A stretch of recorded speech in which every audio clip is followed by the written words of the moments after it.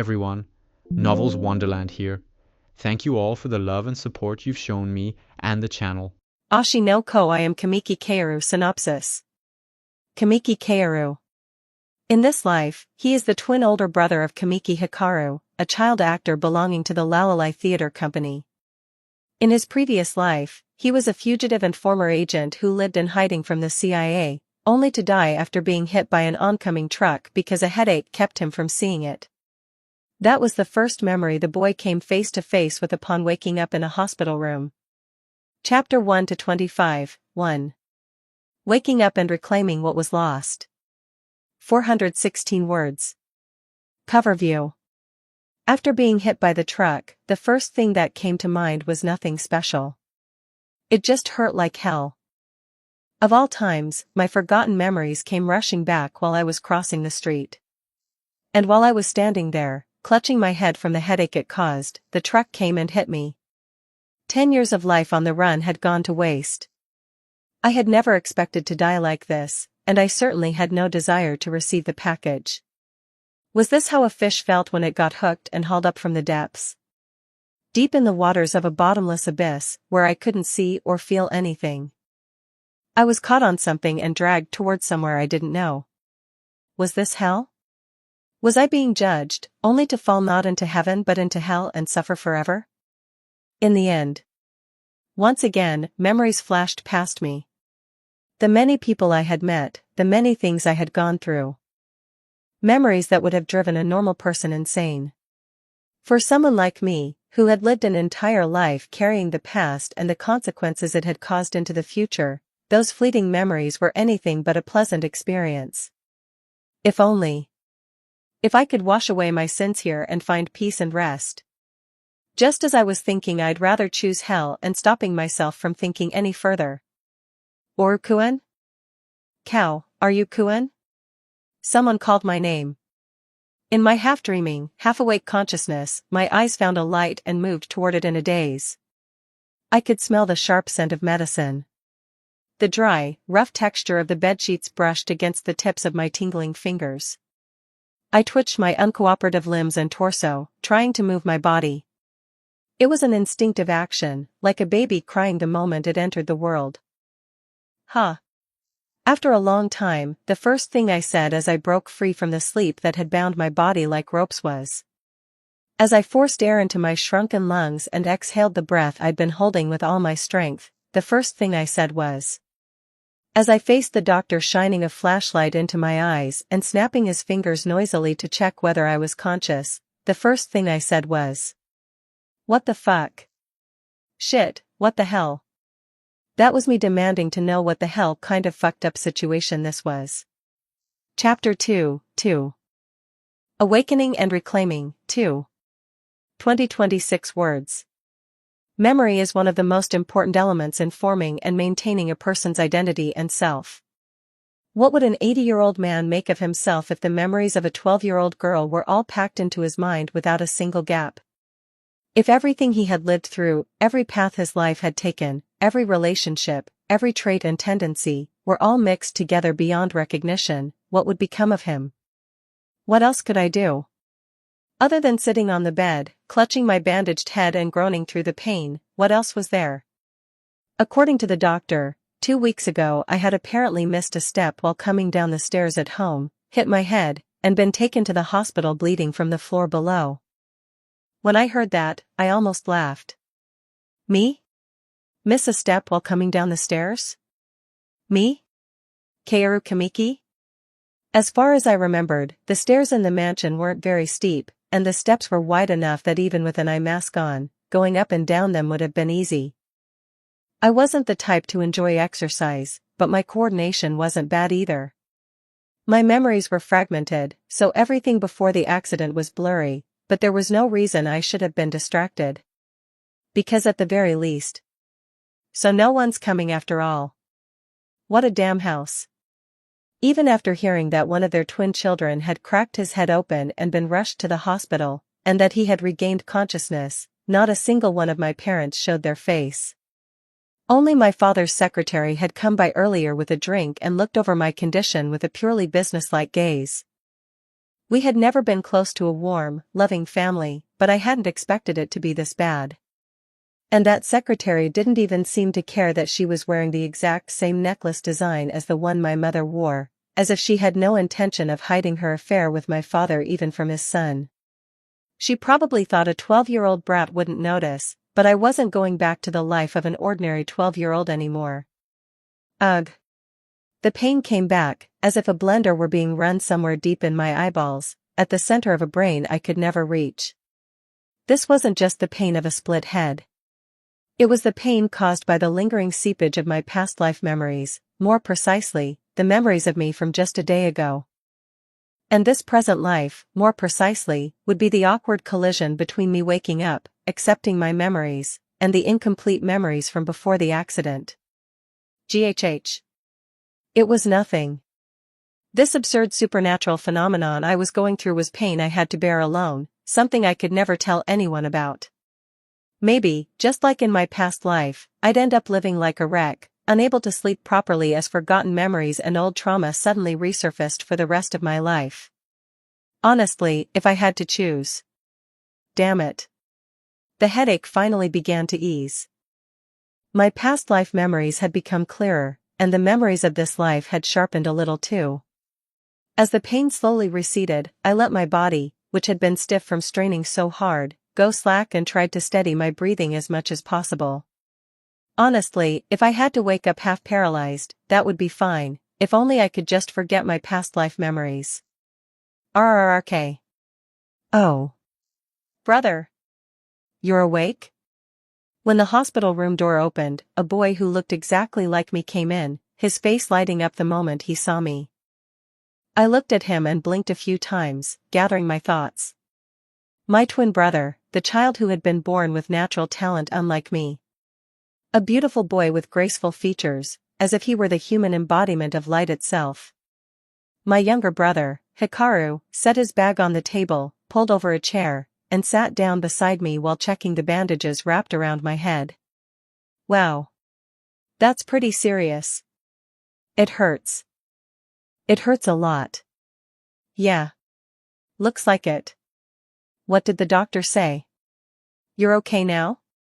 Yeah. The tests and exam results were normal. The bleeding was severe, but luckily the injured area was solid, so there was no brain damage. They said the memories from before the accident would come back gradually. Ah, really? Yeah.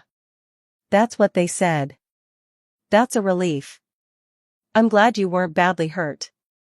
Oh, right, your homeroom teacher told me to give you this. I think it's stuff for you to look over and study from since you couldn't go to school for 2 weeks. I see. Thanks. With a smile that was almost not a smile at all, I took the thin notebook and the family notice sheet Hikaru handed me.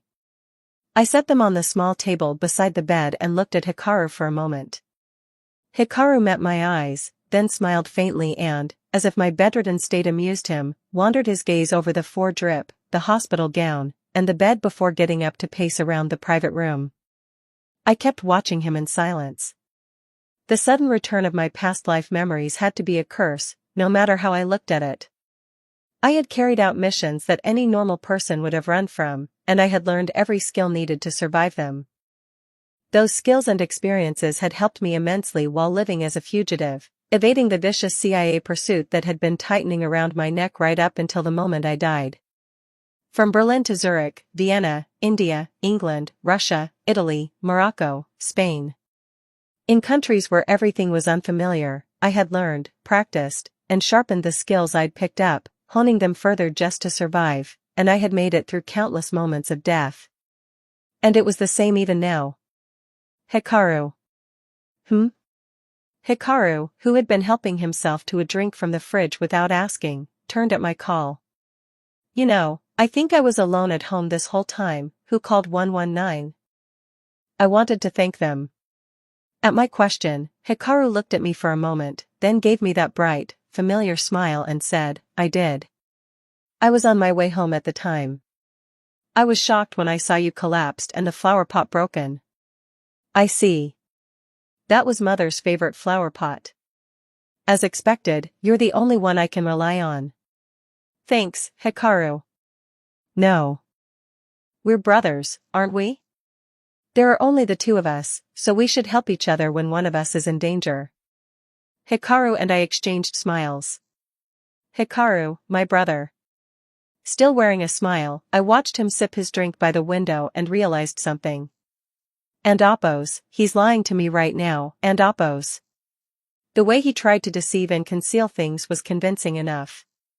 For someone his age, he was extremely intelligent, and his ability to judge situations was outstanding too. He was the classic image of a so-called genius. But that boy still didn't know. He didn't know what kind of person he had just lied to. He didn't know that the unconscious gestures and glances he had shown me had already become the key to seeing through his lie. I'm tired. Maybe it's because of the painkillers. Ah, sorry. Did I stay too long? No. You can stay a little longer. You came all the way here. You need to rest first. I'll go. Mother said to tell you she's sorry. She's busy with work. I see. Can't be helped. Sorry. And thanks, Hikaru. Yeah. Get well soon. RRRK. The hospital room door closed. I let out a long sigh that escaped on its own and tasted the bitter aftertaste rising from my throat. I said I wanted to go to hell, and they really sent me there. The grim feeling that this life might be even less smooth than my life as a hunted fugitive washed over me all at once, but all I could do now was recover quickly and work toward getting discharged. With my eyes closed, I forced myself to ignore the endless slideshow of memories replaying in my head. And quietly, I went to sleep. As time passed, the first thing I did after being discharged was visit my homeroom teacher. The most suitable way to recover my incomplete memories was to talk to someone who knew me well. My homeroom teacher was an ordinary female teacher in her early 30s with a husband. There was a trace of sympathetic pity in the way she looked at me over her glasses, but that was only a clue for guessing what kind of child I had been in the past, not something especially important. So you had no trouble keeping up with your reading and review? No headaches or dizziness? Yes. I'm fine now. I see. She gently looked away and checked the documents she had received earlier, including my medical certificate and doctor's note. A family photo on the windowsill caught my eye, and I could see there was a child younger than me in the picture. They looked very happy. I spoke with your mother, and I'm glad to hear there aren't any problems. If you ever need help from your teacher, just let me know anytime, alright? Yes. I got up, bowed politely, and left the teacher's office. One conclusion I reached on the way back to class was this. Kaoru Kamiki, wasn't particularly noteworthy compared to my brother. My grades were higher than Hikaru's, but compared to Hikaru, who was also active in theater, I wasn't anything especially outstanding. My face was just as striking and beautiful as Hikaru's, but unlike my brother, I didn't know what I wanted to do, and I tended to act passively rather than take initiative. A boy overshadowed by his sibling, not drawing attention despite his naturally beautiful appearance, shy around others, and naturally introverted. That was my current situation, Kaoru Kamiki. After school, an advertisement for an upcoming Disney animated film played on the building's electronic display. I suddenly remembered a childhood trip to Tokyo Disneyland with my family. My father hadn't come with us, and I had gone along with my mother and some young man I didn't know. For some reason, Hikaru hadn't come with us. Why had this memory suddenly surfaced? Was it entirely my own will, trying to recall one of the few happy memories I had? Or was it the will of me, feeling pity as I looked back on the life of Kaoru Kamiki? At the sudden tightness in my chest, I wanted to throw down my school bag and run anywhere at all. I didn't especially enjoy exercise, but the old me had never neglected running, and on days when nightmares or memory-induced headaches struck, I would grit my teeth and run as far as I could. Even if I was out of breath or dizzy, there was no room for stray thoughts, my mind would be washed clean. Should I run? Should I run home? I sat on a nearby bench, staring blankly at the screen showing a golf advertisement while I thought it over. Then a man suddenly approached me. Sensing his presence, I reflexively turned my head and reached out to subdue him, but I was a 12-year-old boy. My arm length and hand size were not those of my past self, so I couldn't quite reach him. Oh. Ha ha ha. Did I startle you? Sorry about that. I was wondering if you might be interested in trying out for an acting audition. The man, having neatly pulled the business card back to avoid my hand, looked a little startled as he spoke. Ignoring that, I glared at the middle-aged man with wary eyes as he gave me an awkward smile. An acting audition, out of nowhere? This man. Who the hell was he? Chapter 3. Street audition offer. 2,257 words.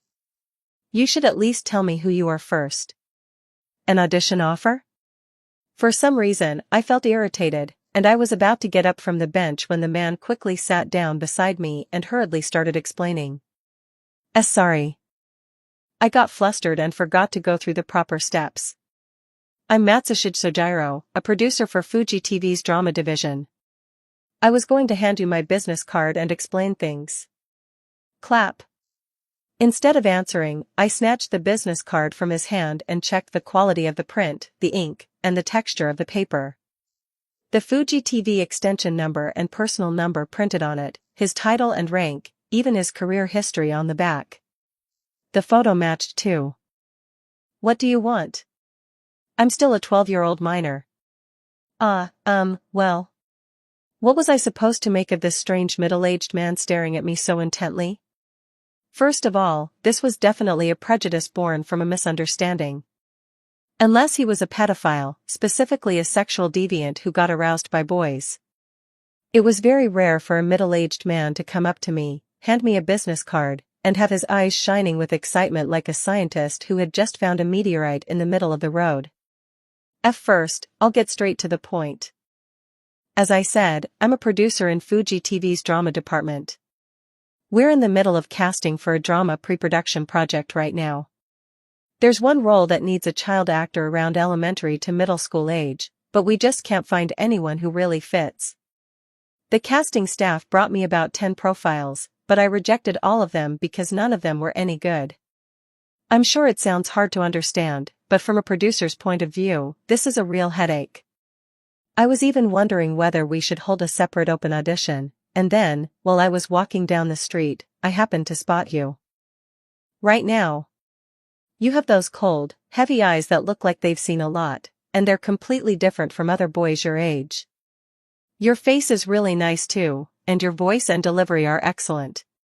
You've probably never even studied acting, but at this level, you really do have talent. Judging by your school uniform, you must go to a middle school nearby. Strange. There should be plenty of kids around here who get castings, so how could I have not seen you before? No, that's not the important part right now. Anyway, it'll be a pretty good experience for you. I guarantee it. The audition is simple too. You just gather with the other child actors, read the script in order, and show a little acting. It's not hard at all. Like middle-aged men of this age tend to do, his breath was a disgusting mix of coffee and cigarette stench, the kind of smell people cling to more than a lover while fighting off exhaustion. As he talked non-stop like a fish that had finally found water, his glasses slipped down his nose. He pushed them back up with one hand, then quickly pulled out his phone and said, "Kid, could I get your name and your parents' contact information? If you think it over and decide to take the role." I could see my own expression reflected in the man's eyes.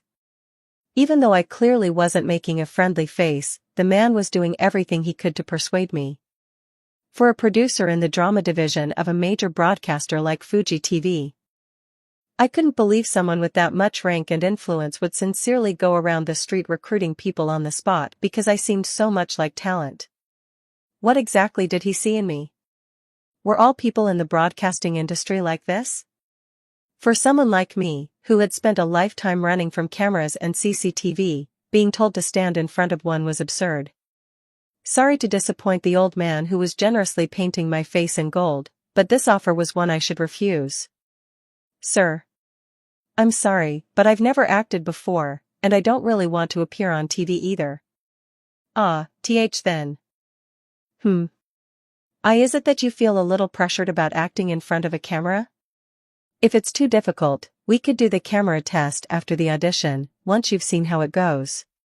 His shoulders slumped as if all his strength had gone out of him from my refusal, and his face showed disappointment and regret. Seeing that he was still trying to hold on even after I'd turned him down, I could tell this was a producer's genuine desperation, the kind that said it had to be me. But no meant no. Still, if there was any luck in this, it was that there was one other person this man had set his sights on besides me. I'm an identical twin. My younger brother works with a theater troupe. It's called Rarrai Theater Troupe. Huh. Oh really? You have a twin brother? Wait, Rarrai Theater Troupe. I don't think I've heard of it. Could I see a photo of your brother? I don't have any photos saved on my phone. He looks exactly like me. If you want, I can give you his phone number. Or you can contact Rarrai Theater Troupe directly. His name is Hikaru Kamiki, and he's 12. Thank you. Thank you so much. This really is a stroke of luck. Ha ha ha. Thank you. Oh, could you tell me your name too? For a moment, I didn't feel like telling him my name. But whether it was a whim or some tiny spark of interest I hadn't even realized I had, I wasn't sure. In the end, I told him my name. It's Kaoru Kamiki. That's a good name. Thank you so much. Your brother will be happy. You'll be blessed.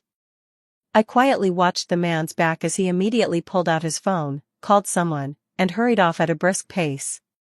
It was an experience I'd never had in my previous life, so looking back on it, I felt dazed and drained, like I'd just woken from a dream. A drama casting? An audition? I recommended my brother instead, and the producer thanked me and left. What was this, a drama episode or something? Once the brief commotion passed, I felt drained and sat back down on the bench to collect myself for a moment. To experience something like this on the very first day back at school after being discharged. As expected, it pays to live a long time. An audition. What was this strange feeling slowly rising through my chest? I felt oddly regretful. Why did I feel regretful? After staring for a moment in the direction the man had gone, I sprang up from the bench. Not wanting to figure out where that feeling of regret came from, I headed straight home. Some people say the world moves by fate. I had never been much of a fatalist, and while I was Catholic, I wasn't especially devout. But now I could at least agree a little with the idea that the world moves by fate. My life had been a chain of things too strange to believe unless they were fate, a collection of utterly fucked up coincidences. And above all, I was perhaps the only person in the world who had regained memories of a past life. I was the one who had experienced and witnessed fate most closely. That was also why, every morning, I got up quickly at 6 a.m. and spent the 2 hours between then and 8 a.m., when I left for school, in my own way. To put it simply, I got caught up in the memories of the past again. A day passed, then 2, then a week. As the headaches eased and I began to adjust to living as myself, fate apparently didn't like the fact that I had found peace. My senses started to sharpen and grow more alert, just like they had in my past life. It felt as if the memories of my past life were seeping into every muscle that moved my body. The techniques and know-how for moving my body, including the performance of moving my hands and feet, and even the sensations themselves, were identical to what the ruthless trained fugitive had once felt, not those of a 12-year-old boy. Even the balance of the muscles I used to hold chopsticks while eating was done not with the body of 12-year-old Kaoru Kamiki, but with the method I remembered from my past life. The same went for the muscles and motions I used when turning a doorknob, or when running as the crosswalk light started blinking. Because of that, I can never escape my memories. My memories. My sweet memories. Yes. Good reading, Kaoru. After bowing my head, I sat in my chair and stared quietly at the book without looking up. I picked up the pen lying between the pages and casually underlined the text. I could hear the teacher writing something on the blackboard with chalk, and the scratch of pens as everyone took notes.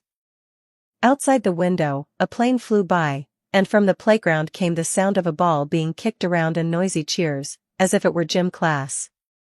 None of it reached me. I was alone. That fate had already been decided the moment I remembered my past life in this world.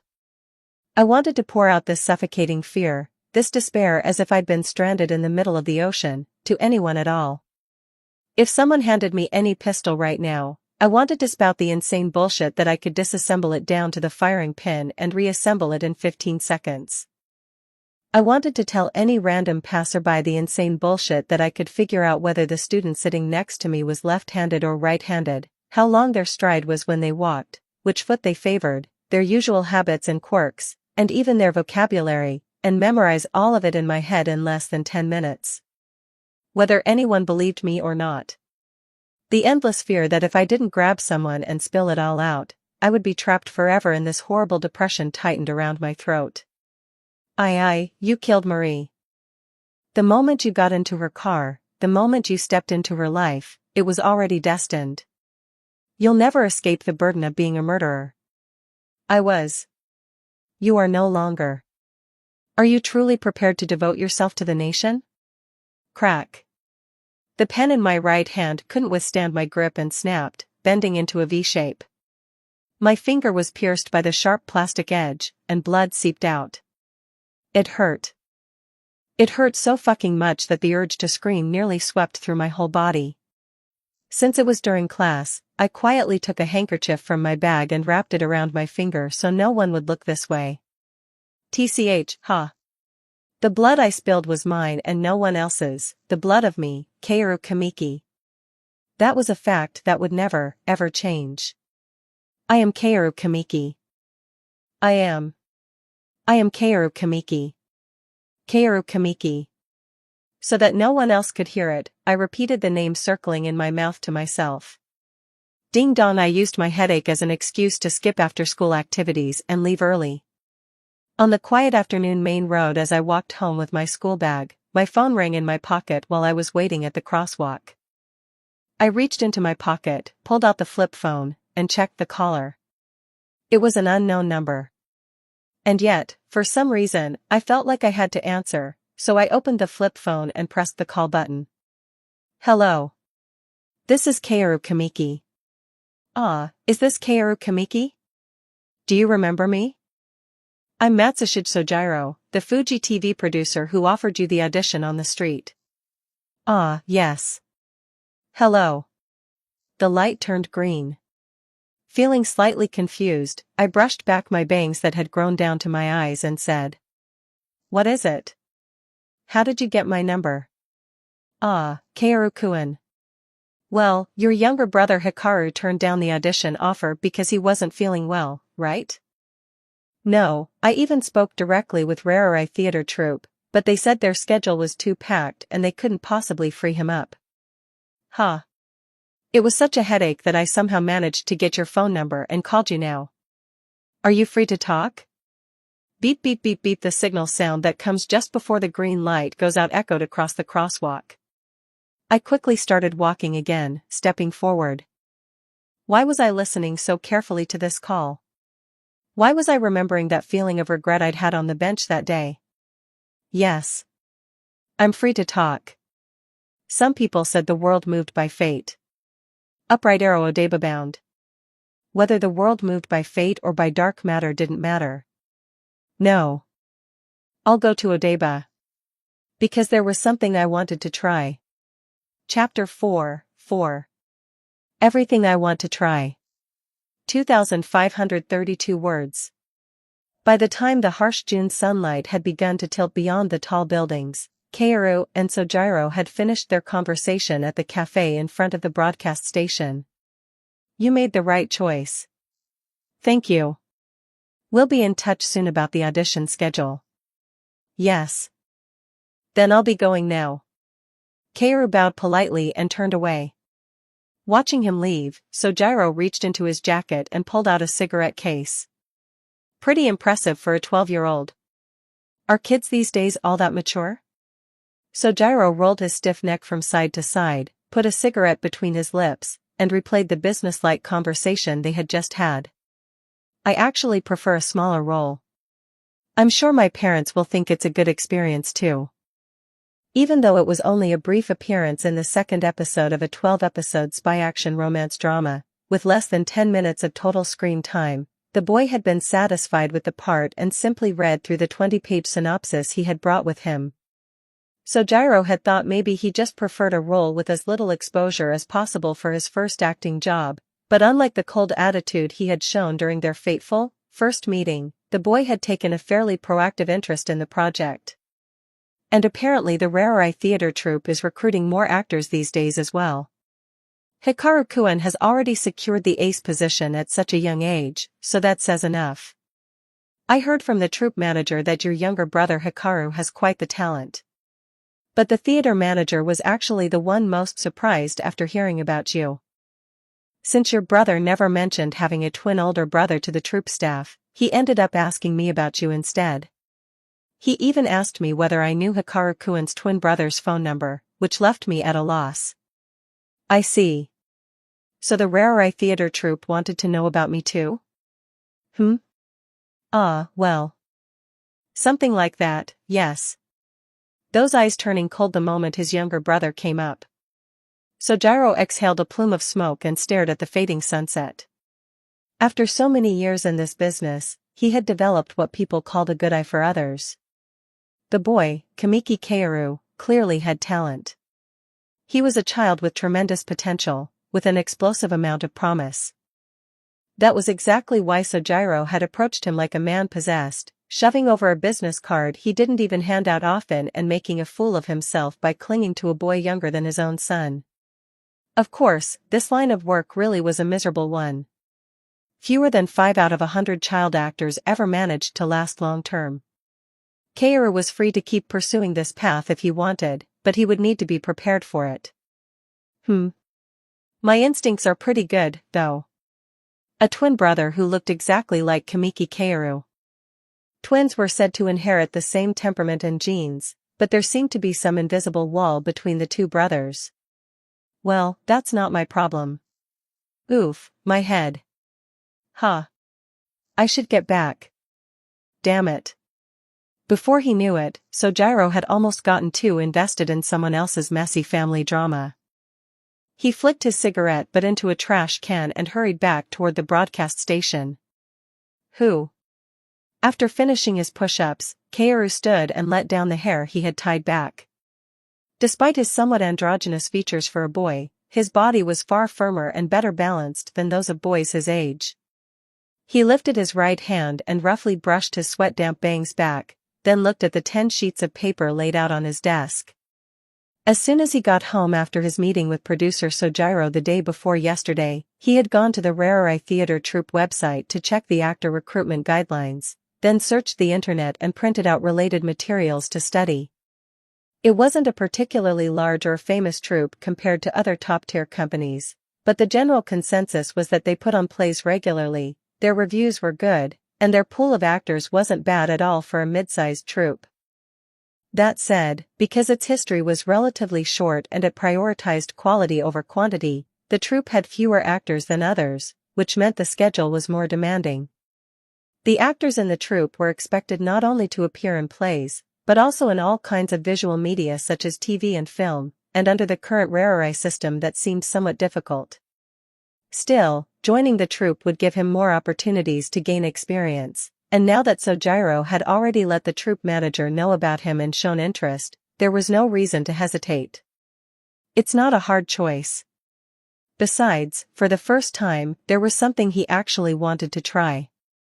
Right when he was struggling psychologically from realizing his reincarnation and dealing with those damn symptoms like memory overlap and the collapse of his sense of self. And somewhere along the way, he had also started wanting to surpass Hikaru, who had always been his eternal benchmark. That was Kaoru's feeling too, a feeling he had had even before he realized he had lived before, but had pretended not to notice and forced himself to ignore. Once he had decided to start, he wanted to give it a try. Still, for a coincidence, this is pretty nasty. The role I'm getting is. Earlier, after receiving a call from the station, Kaoru had been sent the audition schedule and a portion of the drama script by email. When he opened the message and checked the script, he couldn't stop a dry laugh from escaping. A middle school killer role. Seriously? Kaoru let out another bitter smile and flopped down into his chair. He had been told it was only a small role, so he had assumed he'd be playing some random son or background character, but it turned out to be a middle school killer chasing the female lead. The irony of it all. Thinking that he would have to act out, as an actor, something he had done many times in his past life made the feeling even more unpleasant. Of course, it was a drama, and since the character was a middle schooler they couldn't depict things too explicitly under broadcast standards. And from the director and writer's perspective, that wasn't the main point anyway. Still, Kaoru felt bitter. Very bitter. I'm really looking forward to the audition. He wiped his face with both hands and let out a deep sigh before turning to look at the email open on the monitor. Play button Rarerai Theater Troupe Open Recruitment Application Form, Kamiki Kaoru. I should shower. His eyes glinting faintly as if he had too much on his mind, Kaoru cut off his thoughts and headed for the bathroom. 2 days later, on Saturday, Kaoru had been sitting on a chair in the hallway since morning, waiting for the Fuji TV drama department audition. Yes, Kamiki Kaoru-kun? That's you, right? Come on in. Following the staff member's guidance, he entered the office. It was about the size of a normal office, but there were no partitions or desks. In the open space, men and women who looked like judges sat waiting, all of them focused on him. At the center sat a familiar middle-aged man, producer Matsushige Sojiro. Whisper to his left sat a woman who seemed to be the writer, and to his right was an assistant director. Kaoru quickly glanced over the judges' temporary paper nameplates, then gave a short bow and introduced himself. Good to meet you. I'm Kamiki Kaoru. Yes. Nice to meet you. Perhaps influenced by producer Matsushige Sojiro's enthusiasm, the writer and assistant director looked Kaoru over with considerable interest. While meeting their eyes, Kaoru noticed a strange wooden board and some prop knives abandoned in one corner. Had someone performed a strength act or a magic show here? Noticing Kaoru's gaze, Matsushige Sojiro let out a hearty laugh and said, "Ahaha. Don't worry about that. They're not props." During the last camera test, a child actor and his parents came in and said they'd practiced a killer's knife technique to match the role, so they showed it off. Don't worry about it. Kaoru was left speechless. He had read stories while researching the audition about contestants pulling ridiculous stunts, like lying flat on the floor the moment they entered the room or splashing water on the judges. To learn that those stories were actually real was shocking enough that he scratched his head in silence for a moment. Was the entertainment industry full of people like this? All right, then. Could you start from scene 143 in the script we sent you? Yes. Kaoru answered the writer's request, took a quiet breath, and calmly looked ahead as he settled his emotions. The only real acting he had ever done had been during his past life, when he used a disguised identity to make contact with targets or gather information as human. He had read enough online to know he didn't really understand any of the theory, so he decided to just throw himself into it first. Kaoru refined his raw emotions, pulled up the lines he had memorized yesterday, and brought out the imaginary feeling he had pictured in his head. Don't move. Kaoru swiftly drew the BB gun he had prepared inside his jacket and aimed it forward. The role he had been given was that of a killing machine raised by an assassination organization from the moment he had just learned to walk. With not a speck of emotion to be found, the judge's attention focused all at once on the boy whose emotional line had shifted in an instant. Even to the non-experts watching, the calculated motion of drawing the gun, the way he held it, and his grip all looked smooth and natural, like someone who had truly been trained. Kaoru shook his head slightly and, as if someone really were standing in front of him when no one was there, said with a sharp gaze, "Don't despair yet. You have to wait until your beloved lover arrives. It's not the climax yet, so don't make it boring." I don't know whether the others felt the same, but the writer was especially satisfied by the chill that ran down her spine from Kaoru's acting. The emotionless, cold-blooded stare of someone who had actually shot or killed people was a strength that was hard to find even in adult actors who had already debuted, let alone in child actors his own age. How much practice had he done to immerse himself in a line like this? A boy with a zero base, who had never taken classes or coaching, putting on this kind of performance on the spot after only a few days of preparation? This was the realm of a genius. Cut. Okay. Okay. Okay. Very good. Should we see another scene? More? Writer Nim, what do you think? Sojiro, thrilled that his eye for talent and his choice had not been wrong, grinned at the dazed assistant director and writer. How did you learn that posture for aiming a pistol? Were you a shooting athlete or something? Impressed by how natural and smooth his handling of the gun was, the assistant director pushed up his glasses and asked. Kaoru replied in an even voice, I learned it from the internet. As silence followed that unexpected answer, the writer brushed her bobbed hair behind her ear and, with a noticeably higher level of interest than before, said to Kaoru, yes. That was better than I expected. Could you maybe do a short take of scene 185, the part where Yuki briefs the organization's executives before tracking the female lead? Scene 185? Kaoru automatically recalled the lines for that scene in his head, tucked the gun back into his jacket, and said to the judges, I translated the lines into English. Is that all right? English? You mean you translated the lines into English? As the writer and producer Matsushige Sojiro asked back in surprise, Kaoru gave a slight nod and said, yes. The executive Yuki is reporting to isn't Japanese, is he?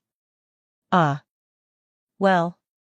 At the actual shoot, the role will be cast with a domestic actor. The script says he's a foreigner, but... The assistant director began explaining in place of the delayed producer Matsushige Sojiro, but the writer waved him off and said to Kaoru with sparkling eyes, no. Go ahead and try it. Let's hear it. Yes, Kaoru-kun. Just do it the way you prepared. It's fine. If anything, it means you studied the character carefully. Yes. Kaoru closed his eyes for a moment and steadied his breathing. Real operational briefings weren't like the ones in video media, all heavy and solemn like some secret dark cult, but the character he had to play was a member of the worst killer organization imaginable. And not just any member, but a teenage killer stripped of emotion. Cruel and cold-blooded, yes, but eliminating human beings was the mission assigned to Yuki, so he absolutely could not deliver the briefing with a light attitude. Work and personal feelings had to be kept strictly separate. The ammunition you've procured differs from the calibers employed by the Japanese police. If you intend for the death to be classified as an accidental discharge, you should use .38 caliber. For a moment, silence fell. Then, as if breaking it, the writer hurriedly lifted the script in front of her and showed it to Kaoru, saying, Did you translate this line into English yourself? Just as he had when answering the assistant director, Kaoru replied with a calm face, yes. He didn't mention that, thanks to his past life memories, he could speak not only English but also Spanish, Russian, German, Italian, Swedish, Dutch, and Chinese. What he had already shown was enough to shock the judges. Stunned by his unexpectedly fluent English, the writer and assistant director both stared at Kaoru without saying a word. Producer Matsushige Sojiro quietly nodded and wrapped things up quickly. Well, do we need to see anything else? Good work, Kaoru-kun. Okay, filming starts next Friday, and the staff will contact you soon about the test shoot schedule and the contract.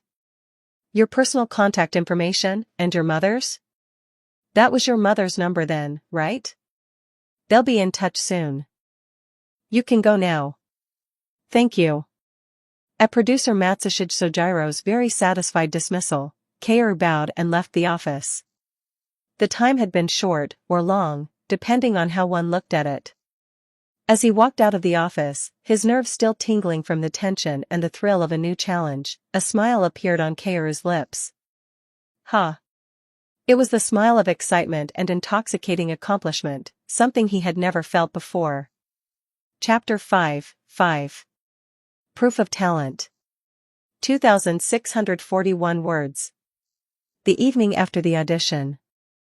Despite the fact that his final exams were the day after tomorrow, Kaoru still came after receiving a summons from Kanedaki Toshiro, the director and troupe head of the Rarerai Theater troupe. Thank you for responding to my message. Not at all. I'm Kamiki Hikaru's older brother, Kamiki Kaoru. It's a pleasure to meet you. Likewise. I heard from Hikaru, and from producer Matsushige Sojiro as well. You passed the audition, I hear? Kanedaki Toshiro gestured toward a chair, inviting the politely bowing Kaoru to sit. In his office, he absent-mindedly dipped the only hospitality item he had on hand, a barley tea bag, in and out of a paper cup filled with hot water.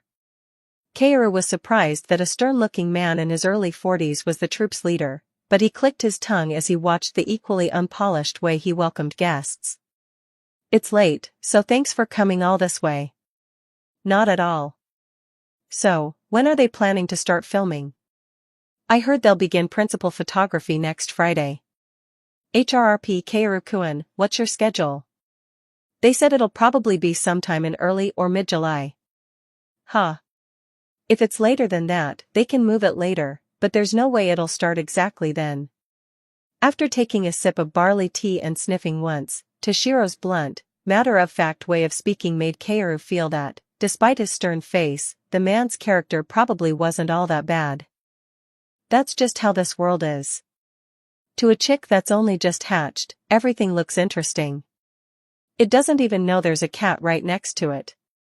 Thank you. Anyway, enough of that. You sent in an application through the troupe's email, right? I asked Hikaru, and he said you've never really studied acting or shown much interest in it. Is that true? Yes. Then why did you suddenly decide to audition for a drama? Did something change? Yes. Is that so? To be honest, it's nothing complicated. I just wanted to try it. I suddenly felt like I wanted to do it. Really? Toshiro nodded indifferently and drank his barley tea. But his eyes were fixed on Kaoru with clear interest. After all, he was a veteran director who had been with the Rarerai Theater troupe since its founding. He had an exceptional eye for judging not only an actor's talent, but also their potential and whether they had the ability to blend into the troupe in the future. Under the troupe's motto of taking only the best and leading them forward, people complained endlessly that a small mid-tier theater company like theirs could never have enough members, but to Toshiro, that was an unyielding rule. That was why he had become interested in the boy in front of him. In the twin brother of Kamiki Hikaru, who looked exactly like the troupe's next ace but had a personality that was completely, utterly different. Normally, if you want to join as a troupe actor, you have to go through an audition and a detailed interview. But since you're Hikaru's older brother, we've simplified the process for you. And since the producer put in a word too, I'm not going to blow the whistle and make a fuss about it. Is that so? Show me. Let's see your acting. Here? Where else? On the stage over there? Everyone's busy rehearsing. There's nothing here to use. You've got a script right here. Toshiro tapped his own head with his index finger. Kaoru blinked blankly, then let out an involuntary laugh. I wasn't planning to say something so old-man-ish, but even if this place were hellfire or the summit of Mount Fuji, an actor has to be able to throw themselves away completely on the spot. That's where acting begins. Once you're tied down to the stage and buried in familiar habits, you're finished as an actor forever. You're just running laps on the same field. Understood. If you understand, then do it. After sniffing once, Toshiro folded his arms and told him to go ahead. Kaoru looked at the table for a moment, then suddenly spotted a pair of scissors lying near Toshiro. Scissors right next to the barley tea he had carelessly brewed for his guest. He hadn't even cleared the table before receiving company. Kaoru suddenly found the middle-aged man in front of him irritating. Do you know something? Know what? I'm actually an assassin. I see. It's not exactly something I like talking about, so I hesitated, but yes. My first mission was in Berlin. Unofficially. The place where I carried out my official assignment was Zurich. As if he were really there, Kaoru's natural gaze and expression were so convincing that Toshiro, with a director's sharp eye, watched every detail without missing a thing. Kaoru picked up the scissors, slipped his fingers through them, and continued his story. He was a former senior official from an intelligence agency who had defected to the United States. He sold accounting data on investment in a U.S. government-owned paper company to an official of an enemy state for $42 million. Under their own witness protection program, he was living the high life on a yacht in neutral Switzerland, a traitor. My mission was to eliminate him. He traveled with about 5 or 6 bodyguards, which made the job extremely awkward. If I used a .22, the lethality would be too low, and even if I fitted a suppressor to a 9mm pistol, the sound would still be too loud, making it hard to pass the killing off as a secret assassination or the work of another operative. So I used this. Kaoru gave the scissors in his hand a light shake, as if he were waving a snack at Toshiro. How do you think I did it? Let me guess. You cut him with the blades? Haha. Paper's easy enough. But you know this wouldn't be enough, right, director? Kaoru's performance was too composed. No, to call it a performance was almost wrong. His expression, tone, and gestures contained not a trace of falsehood, as if he had truly lived through such an experience. Kaoru's acting no longer felt like the acting of a 12-year-old middle schooler. It was almost enough to make one feel as if a retired assassin were recounting an actual memory. I went to the audition, and apparently one of the candidates for my role said he was going to demonstrate throwing techniques there. There was some odd wooden board sitting in a corner, or so I heard. And? I didn't show it at the audition, but I'll show you something special, director. I'll show you the method I used to take out my target. Kaoru let the corner of his mouth lift in a brief smile, then rose from the chair. Toshiro stared blankly as Kaoru stood. Holding the scissors upside down in his right hand, Kaoru swung his arm in a flash toward the wooden shelf beside Toshiro's desk, where various documents were stacked. Thwack! The sharp impact rang out violently through the office, striking the eardrums. The scissors Kaoru had thrown were driven precisely into the wooden shelf, half buried and fixed in place. Toshiro stared at the unbelievable sight with his mouth hanging open for a moment, then. Hic. He clapped a hand over his mouth when an involuntary hiccup escaped him, then looked back at Kaoru. Kaoru was still standing there without moving. With an emotionless face, he met Toshiro's eyes and said. Is this enough? I'm done. Huh? The acting. It's over. Rattle. As if nothing had happened, Kaoru returned to his usual indifferent expression, glanced back once, pulled the displaced chair over, and sat down again. With the atmosphere changing so abruptly, Toshiro blinked as he struggled to process what had just happened, then finally managed to gather his thoughts. Ah. Right. That was acting. Who? He muttered under his breath and gulped down the cold barley tea as if forcing it down his throat. Kaoru didn't miss the slight tremor in Toshiro's right hand. After drinking the barley tea, Toshiro took a while to collect himself. Then he scratched the bridge of his nose, sniffed once, and said. Did you practice that at home? No. No? Yes. Was the acting based on a scene from some movie? Right? No, wait, at home, like. What do you call it? Th-. Throwing techniques? Yeah, throwing techniques. You practice those too? Hikaru never said anything like that. I saw it on the internet. It was my first time actually trying it, but if you use your center of gravity, it isn't that difficult. If you learn it, you'd probably pick it up quickly too, director. Damn it. This is why, even if the internet has developed, it's not good for kids. Things they don't need to learn, things they don't need to know. The stern look on his face gone without a trace, Toshiro looked pained at the reality that the young people who would one day carry Japan's future were learning such bizarre things from the internet. The middle-aged man seemed deeply shocked by the horrors of the internet. After another brief silence, Toshiro finally seemed to regain his composure and looked at Kaoru with his usual stern expression. Can you come back here tomorrow evening? You'll need to sign the troop register yourself. You don't have a seal, after all. Yes. Yes. Good. Then I'll see you tomorrow. Earlier than today, though. Let's say, much earlier. Here's my business card, so contact me after school. And say hello to Hikaru for me. Yes. And don't do that throwing technique thing anymore. Understood? It's dangerous, delinquent, and excessive. A real 3-tier lunchbox set. Yes. Kaoru stood and bowed politely before preparing to leave. Toshiro got up from his chair and walked over to the desk to inspect the wooden shelf with the scissors embedded in it. Huh. Well, damn. It didn't look like Kaoru had put that much force into it, but the scissor blades had sunk halfway in and punched through the outside of the shelf. Only after gripping the handle and shaking it a few times did the blades finally come free.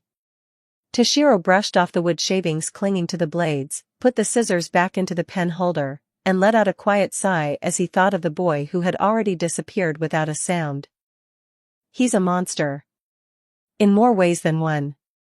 Kaoru waited for the train. It was almost 8 o'clock, and no one in his family had contacted him. As for his parents, he knew they were effectively separated. Hikaru, if he weren't his brother but some stranger, Kaoru would have installed a tracker and a bug on him long ago and monitored his every move. From the start, he hadn't expected any contact. Thinking he'd just buy a lunchbox from a convenience store and eat it, he boarded the arriving train and headed home. He had never visited Tokyo, Japan in his previous life, but he had heard enough about it. One of those things was the infamous hell that was the Tokyo train system. So crowded and with so many lines that once you stepped into it, anyone could become lost. As for him, he could memorize the whole map at a glance and ride without trouble, but there was nothing he could do about the fact that the trains were packed like bean sprouts. 12 years old, and once July 27th arrived next month, he would be 13. For a growing boy far shorter than an adult, it wasn't easy to hold on to a subway strap and endure being squeezed among grown-ups. Kaoru wanted time to pass quickly so he could grow taller. This station is 3 stops left. Kaoru let out a tired sigh and rubbed his temple. Lately, he had been so busy that, thankfully, the frequency of headaches from memory overlap or symptoms like identity splitting had noticeably decreased. Rather, by acting and steadily observing and immersing himself in his own self, much of the stress from it had faded away. What he had done when Toshiro ordered him to improvise just now was proof of that. He had pulled a few elements from his past life memories, built a setting on the spot, and performed it. If he hadn't started acting, then merely recalling his past life memories would have been too much of a burden, and he would likely have run away again. If only he could hold on just like this. If only he could keep going at exactly this level. Opening his eyes and looking at his reflection in the window, Kaoru soon felt the train's momentum slow to a stop and glanced around. Screech. Hiss. Rattle. The train stopped, the doors opened, and a flood of people got off and on. A river of bodies.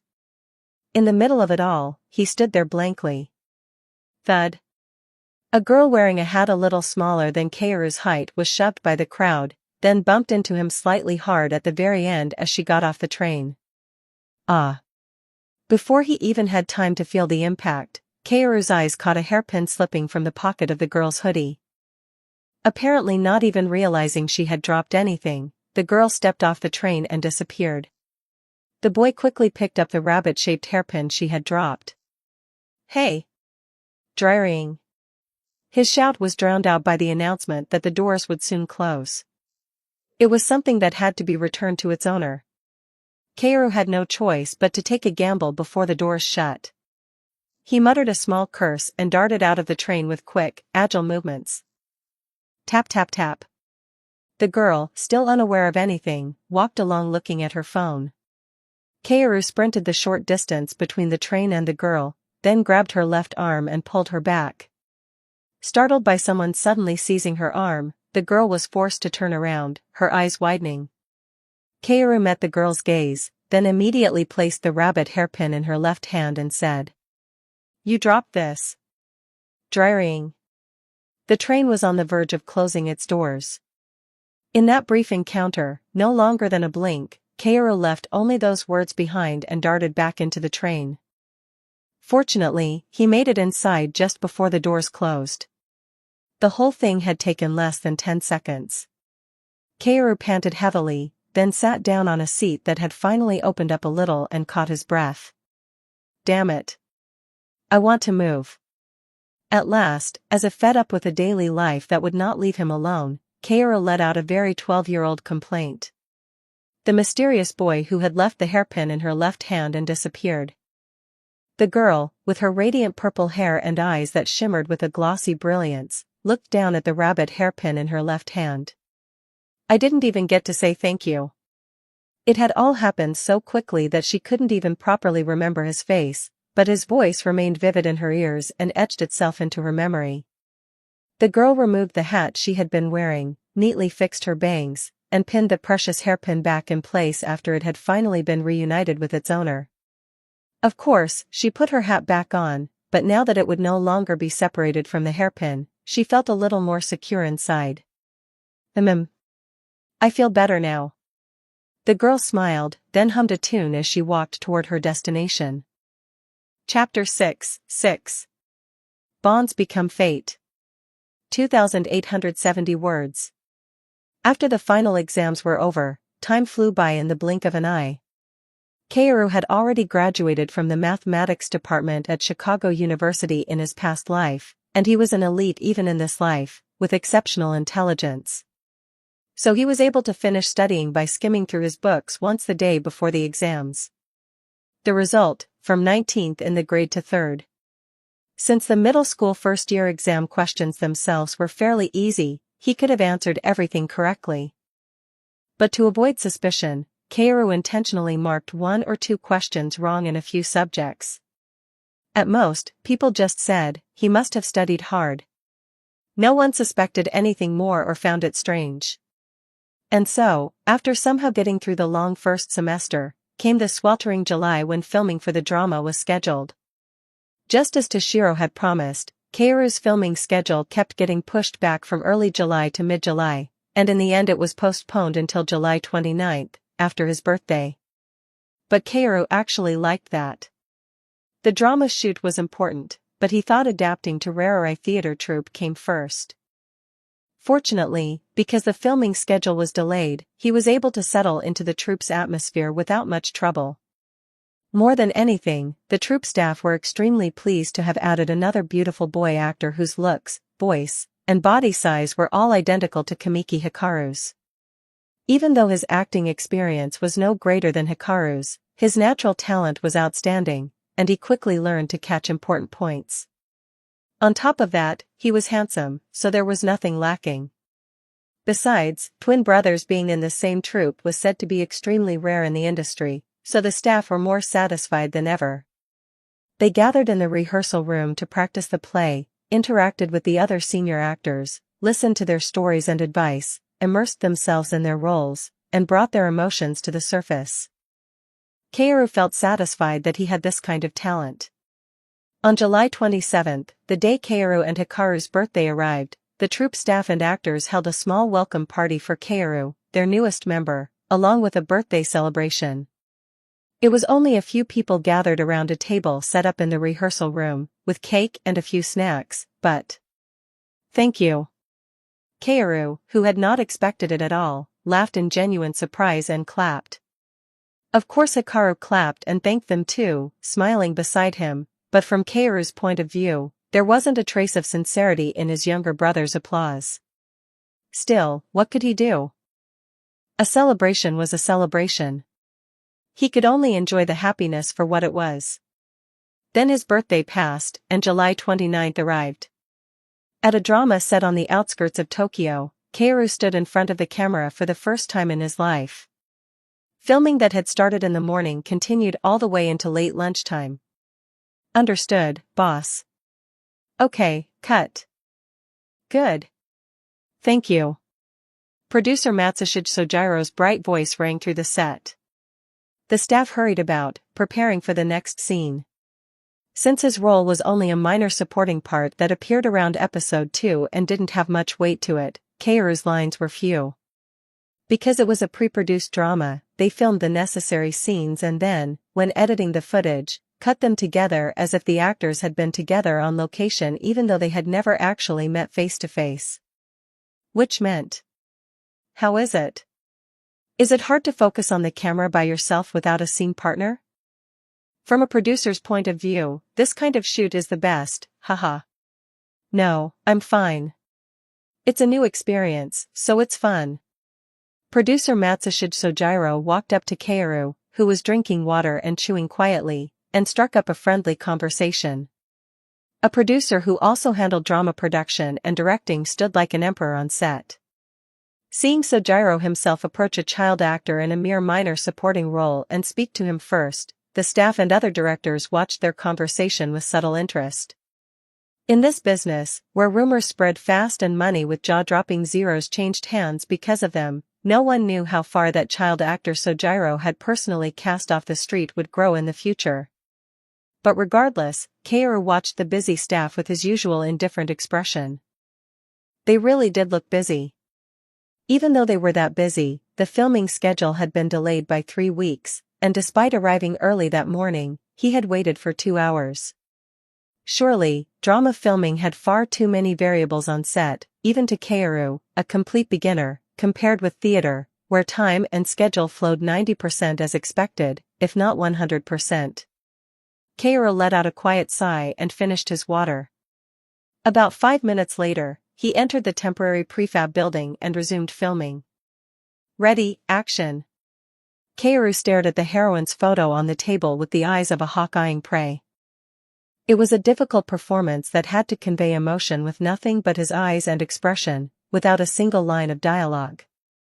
Yet the cinematographer, so overwhelmed by Kaoru's aura that even the gum he had been chewing was forgotten, focused entirely on filming. Wow. Is this your first time? There was an unspoken rule that no one should speak during filming, but producer Matsushige Sojiro did not stop the whispering coming from behind him. In an era where there were plenty of adult actors who showed no sign of nerves on set and still stumbled over or swallowed even short lines, Kaoru had continued filming without a single NG so far. Okay. Cut. Thank you. Okay. Okay. Good work. Thank you. That wraps episode 6 for now, and we'll contact you again soon about the episode 7 schedule, since there's a lot of location shooting in downtown Tokyo. Yes, understood.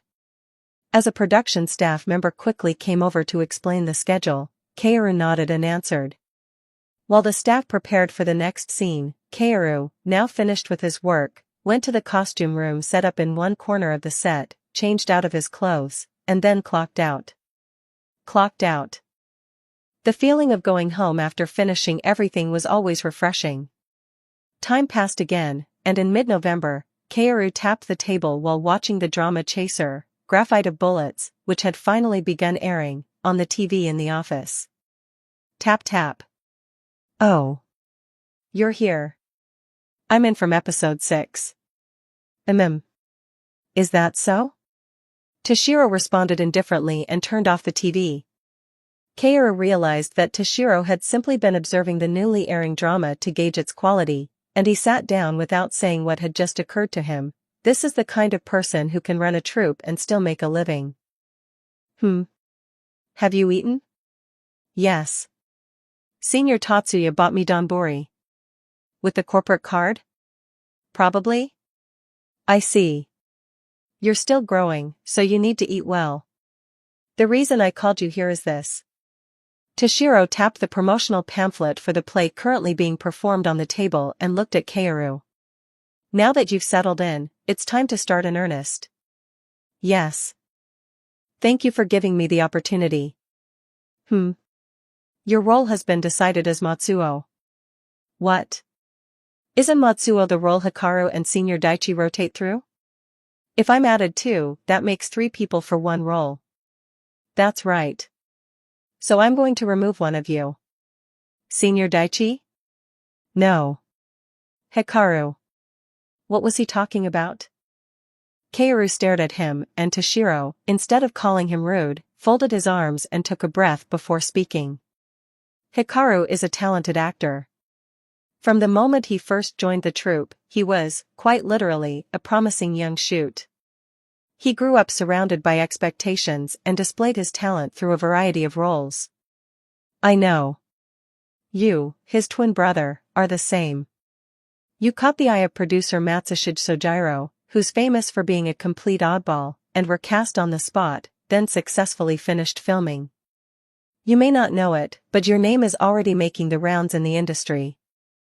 In fact, Hikaru's light has become relatively dim. His talent, too, well, that's the situation. You need to prove yourself. So that it becomes motivation for Hikaru too, and a stage where you can prove yourself. 2 birds with 1 stone. 1 shot, 2 hits. As both a director and the troupe's head, it's a chance I don't want to miss. I understand what you're trying to say. Good. I'll give the order to the script and directing teams, so make sure you know the script well. You've probably already memorized it anyway. You may go. Knowing Kaoru's genius-level memory, Toshiro simply reached his own conclusion, nodded, and dismissed him. Just 4 months after joining the troupe, he would officially stand on the stage for his first play in Hikaru's place. There was no denying how fast that was. Kaoru wasn't sure whether he should be happy or not at Toshiro's obvious push to have him collide head-on with the position Hikaru held within the troupe. Leaving the office and heading toward the rehearsal room, Kaoru happened to spot Hikaru drinking water at the dispenser in front of it. Huh? Big brother? You're done with practice? Not yet. I just got thirsty while I was at it. I see. Kaoru answered casually and took out a paper cup, then filled it with water. Even after finishing his water, Hikaru stood quietly beside him and watched him drink. Kaoru filled the paper cup again, drank, then crushed it and tossed it into the trash. Got something to say? No. Hikaru smiled gently at Kaoru, as if showing only his older brother a sweet, obedient expression. Kaoru smiled back in return. I'm really glad to see you settling in so well at Rarerai Theatre Troupe. Is that so? Yeah. As expected of Kaoru, big brother. You seem even more impressive than me. Thanks for saying that. Without letting that smile fade, Hikaru spoke to his twin brother with apparent sincerity. I'll always be rooting for you. For your acting. Yeah. Kaoru nodded at his twin brother's support, then patted his shoulder twice and went into the rehearsal room. Even after the door closed, Hikaru kept staring at it for a long time. The eyes that had been looking at his twin brother's back no longer held even a trace of brotherly affection, only black starlight glittering cruelly. Time passed quickly, and now, a year and a half later, nearly 2 years had gone by. After Chaser, Graphite of Bullets, which had averaged a 12% viewership rating, ended, Kaoru's life changed a little. Just a little. That was how Kaoru evaluated it. He never really wanted to become too famous in the first place. Even the commercials he took were ones that drew as little attention as possible, like drinks or child model ads for study materials. He also received offers for other dramas. His role was a little bigger than the one he had played in Chaser, Graphite of Bullets, but it was still not even on the level of a minor supporting part. Still, Kaoru had no complaints. If anything, he was happy to be paid to have such interesting experiences. He was also cast in a low-budget independent film. A low-budget indie film about runaway teenagers who fled home because of child abuse. Kaoru played the protagonist's friend number 1, the boy who ultimately gave up on his dream and was taken back home by his parents. It was undeniably a fun and fresh experience. Kaoru judged it to be an important growth experience that broadened the emotional source material based on his past life memories and helped him learn new things. Toshiro had already tried to stop him, saying he shouldn't be influenced by indie films so early, but Kaoru wasn't particularly interested. Life was supposed to be lived by doing what you wanted.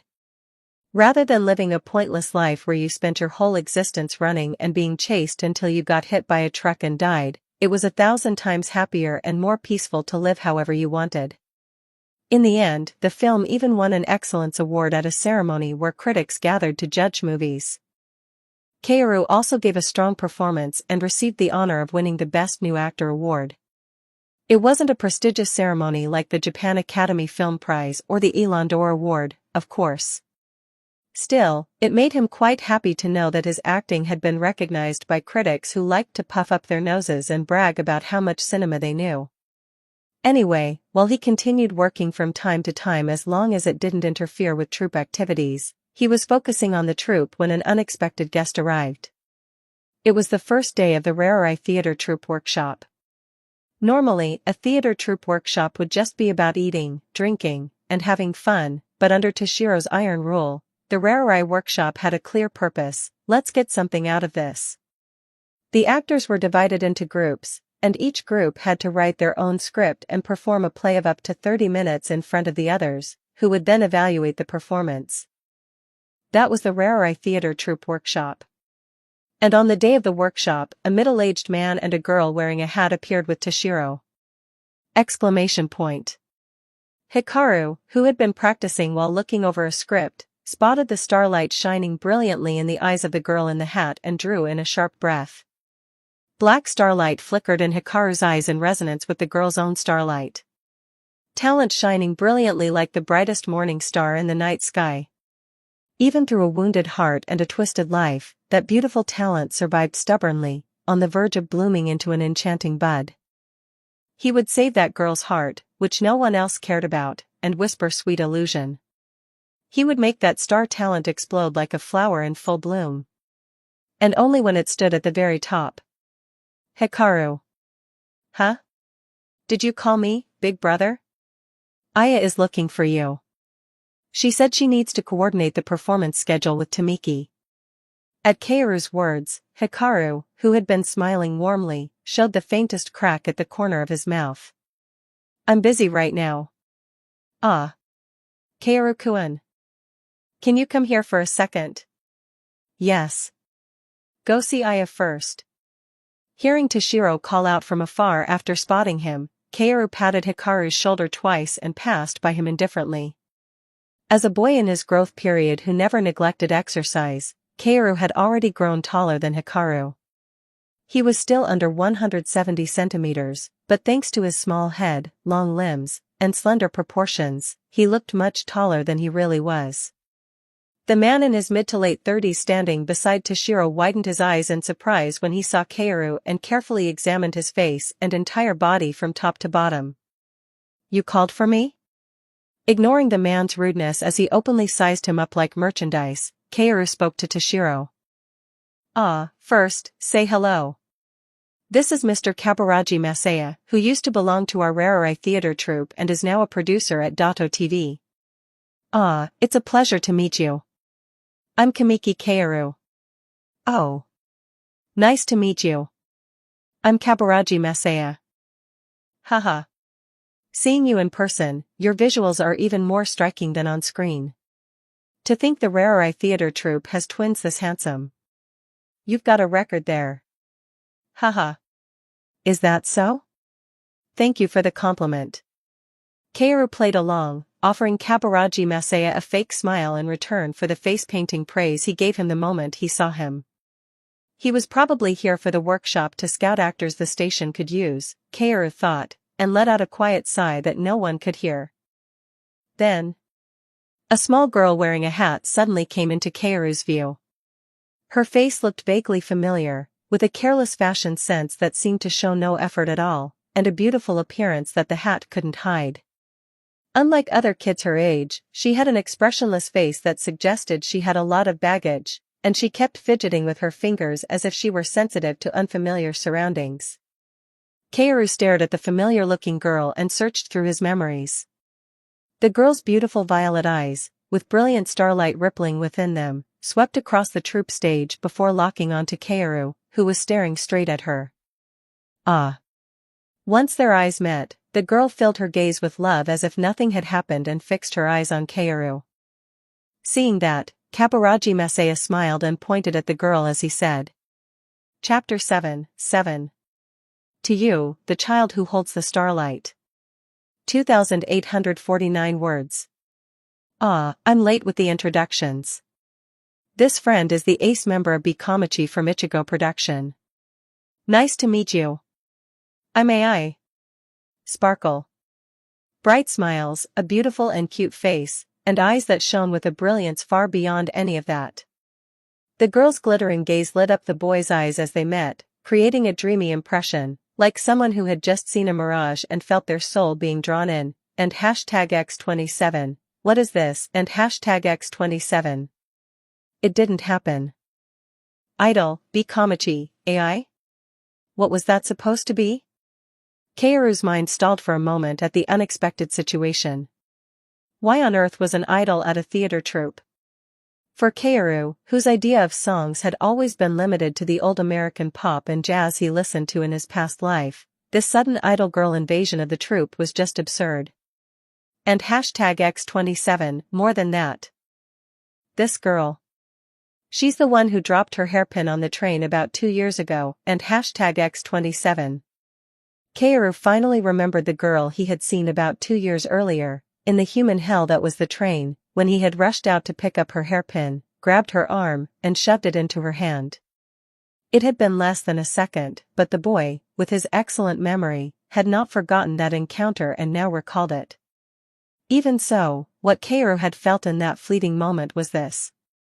Unlike the current idol energy the girl was showing now, back then she had seemed quiet, deep, and a little dark. But he hated unsolvable equations, so he cut off the flood of thoughts filling his head and greeted AI with the most natural smile he could manage. Ah, yes. Hello. I'm Kaoru Kamiki. Huh?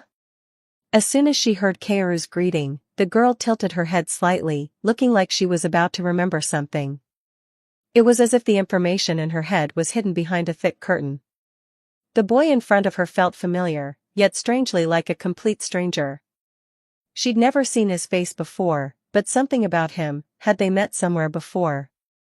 Right after meeting, the two of them were staring at each other in the air with some strangely sticky tension, as if they were boring into each other's faces.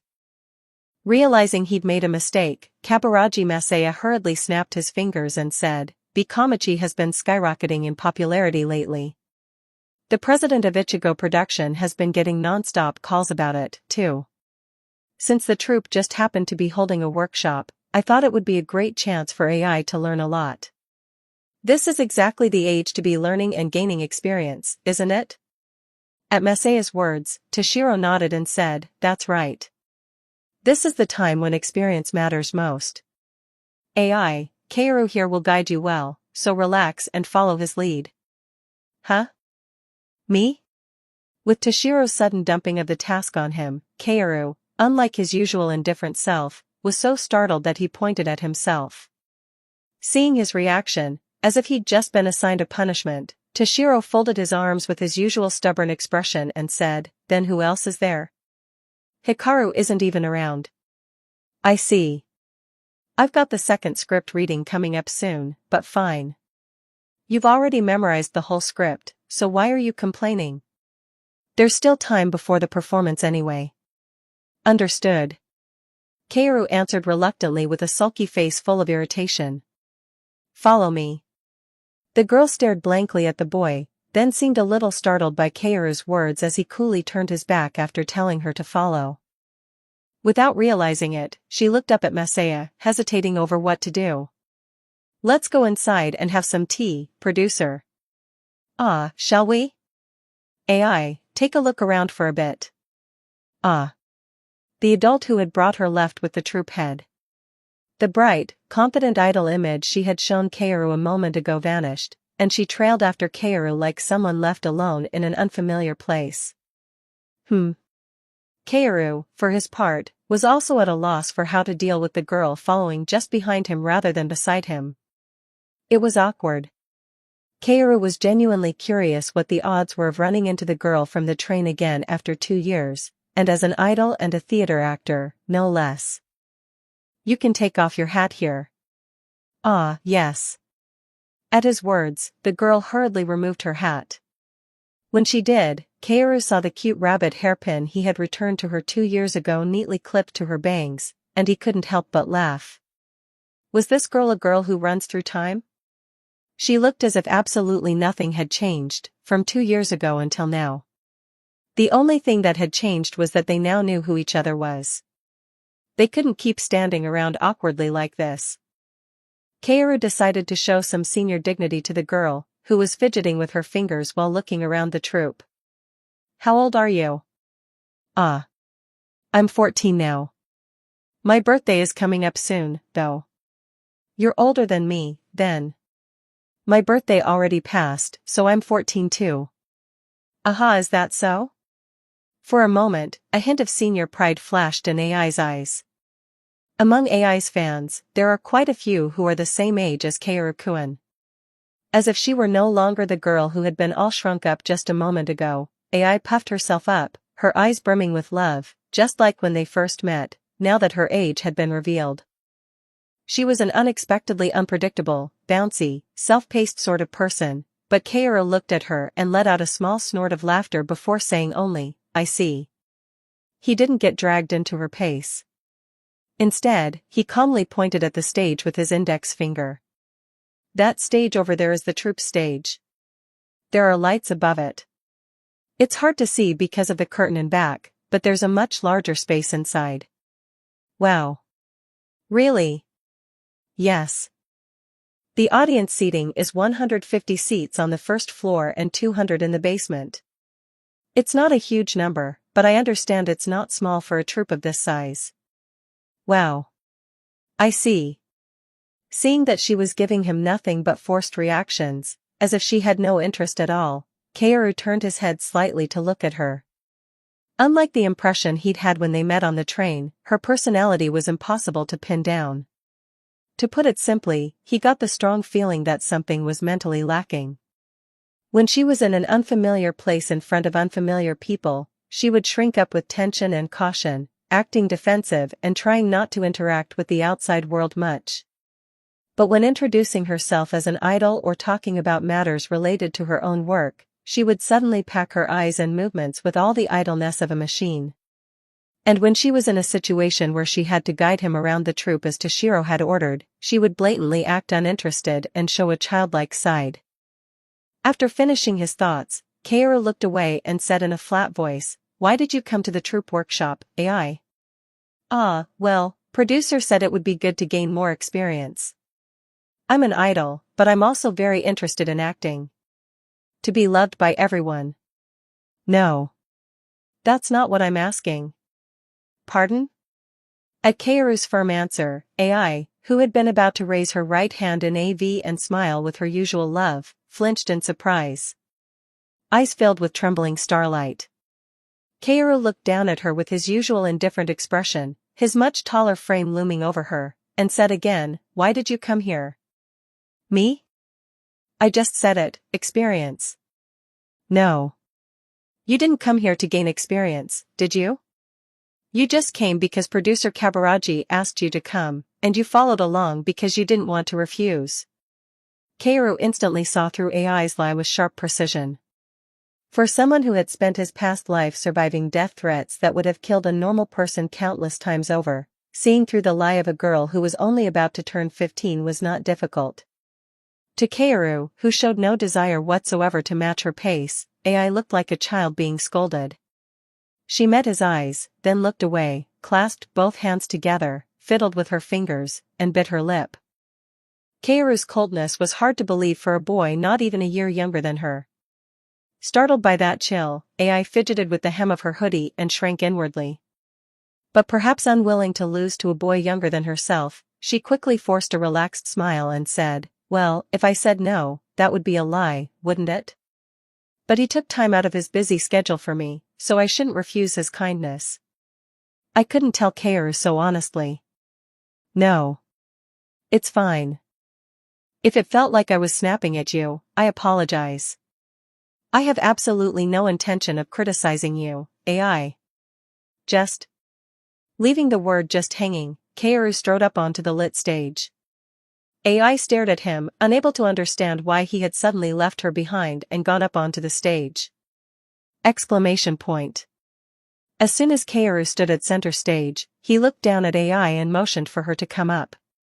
AI, startled, looked around, then looked back at Kaoru and shook her head. Under Kaoru's gaze, AI had no choice but to go up onto the stage. Black turtleneck and jeans. Black shoes. Blonde hair shining brilliantly under the lights. Worn hoodie, jeans that showed a little knee, old sneakers. Purple hair glowing softly like starlight under the lights. Only Kaoru and AI stood quietly in the center of the wide stage, bathed in the dazzling stage lights. Scattered throughout the audience seats were actors discussing the upcoming workshop group performances, or gesturing wildly to the staff while explaining stage direction. But since it was practically impossible to fill all 150 seats, the far side beyond the reach of the lights looked as deep and empty as the night sky. On the stage, where the whole audience layout could be seen as clearly as from a mountain summit. AI, who still didn't know what she was supposed to do after climbing up, followed Kaoru's gaze and looked out over the audience seats as well. "You said you're a singer, right?" "More precisely, I'm an idol with Kamiki. When you stand on stage, do you look out at the audience like this too? The same way I'm looking at them now?" "Yes. The stages AI stands on are smaller than this, and the audience is a little smaller too." "But why?" "I'm the same. We actors are people who tell stories instead of songs. The fact that you came to the Rarerai Theatre Troupe workshop to learn good things and gain experience is a good thing as a member of the troupe. In fact, I'm glad. It'll become good nourishment for your future." Kaoru turned his head and met AI's eyes. AI also turned and met his gaze. Only then did she realize something. It wasn't just their age. "But if you came here with your own eyes covered and your ears blocked, determined not to take anything away from this place, is there really any experience for you to learn?" That's. Struck in the heart once again, AI thought Kaoru's words were a little too harsh, and this time she blushed and tried to argue back. But Kaoru was faster. "Singer or actor, it's the same. It's about conveying your feelings to your fans with sincerity. As a song, you deliver sincerity. As the protagonist of a story, you deliver sincerity. You grab hold of the heart that feels like it's about to burst from the praise and cheers your fans send you, and sometimes you captivate the audience fiercely, sometimes seductively. That's what you, an idol, do." The boy took a big step toward AI, strengthened his voice, drove his breath hard into his belly, and said, "Feel it." "Feel what?" "Feel what it is you want to do right now. And throw off that false mask you're wearing this instant. Just as you are now, enjoy yourself." It wasn't just their age. The boy in front of her, radiating unwavering confidence and charisma, was in himself, truth, an adult, and a star who could shine on his own. Only then did AI finally understand the feeling of desire that filled her heart and swept through her whole body. Kaoru did not miss the star-like eyes of hers, trembling with confusion and surprise, and took all of it into his own eyes. Then he looked away and turned to the staff and actors below the stage, who were now watching him and AI with great interest. After confirming their silent praise and cheers, Kaoru met AI's eyes again and said with a small smile, "Thank you for going along with me, AI. Welcome to the Rarerai Theatre Troupe workshop." "Huh?" Only belatedly realizing that she had, without knowing it, become Kaoru's acting partner, AI. "Yeah? What is this, what is this, what is this?" Blushed furiously under the weight of all the gazes pouring down at her from below the stage,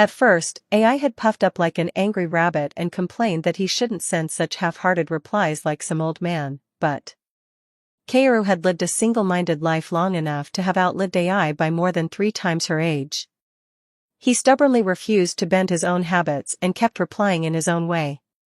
AI must have gotten used to it too, because after realizing that his personality was naturally a little detached, she actually became even more proactive about sending him messages. Like this. AI. AM 6:51. Is it okay to do acting class in the evening? Omega. Now she was texting him on her own, saying she wanted to take acting lessons.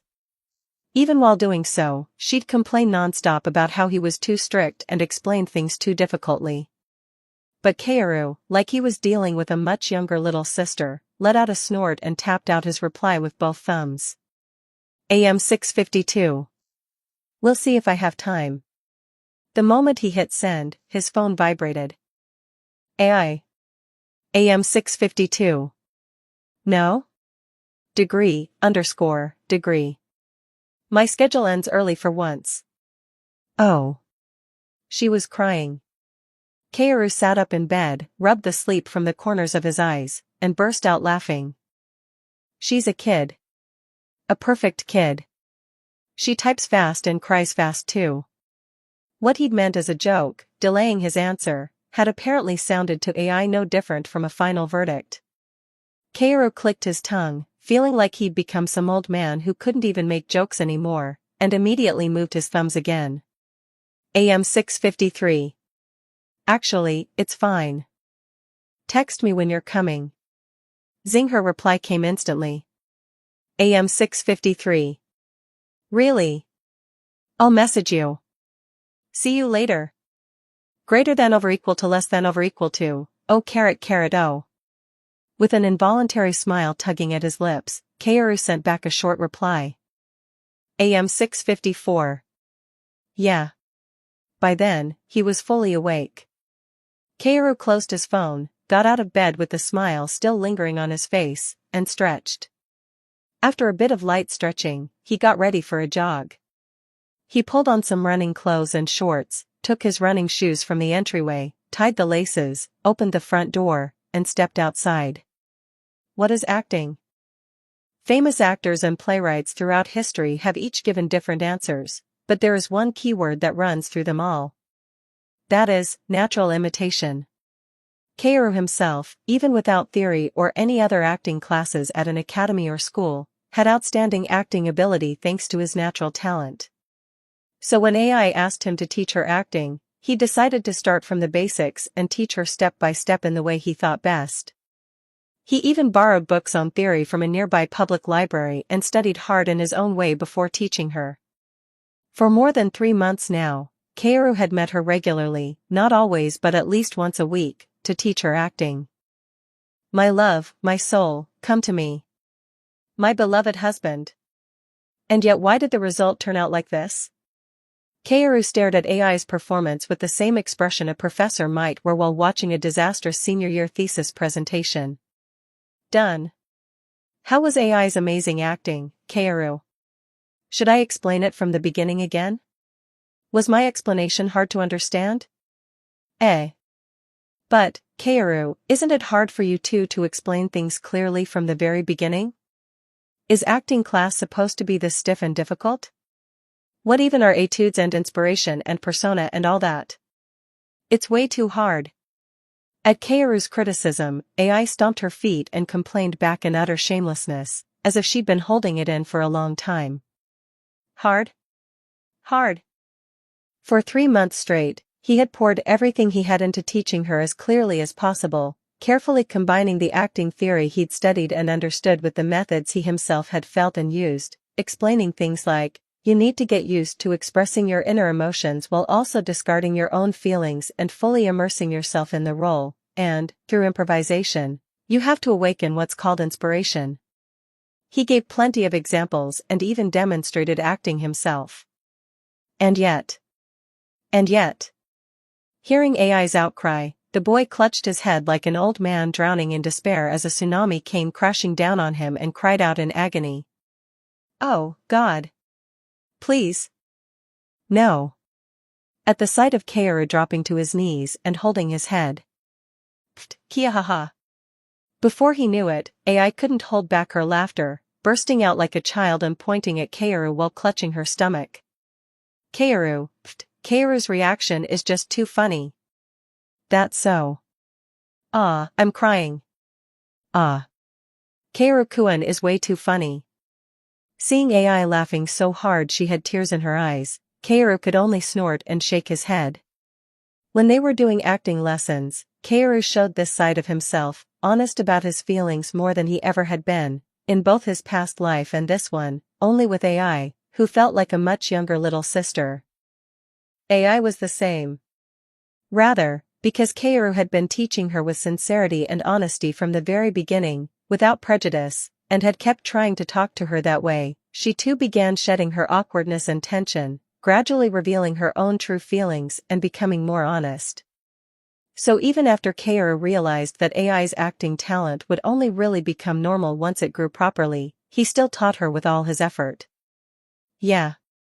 Right. You have to feel enjoyment first if you want to absorb things and focus properly. But Kaoru-kun, can you do voice impressions too? No.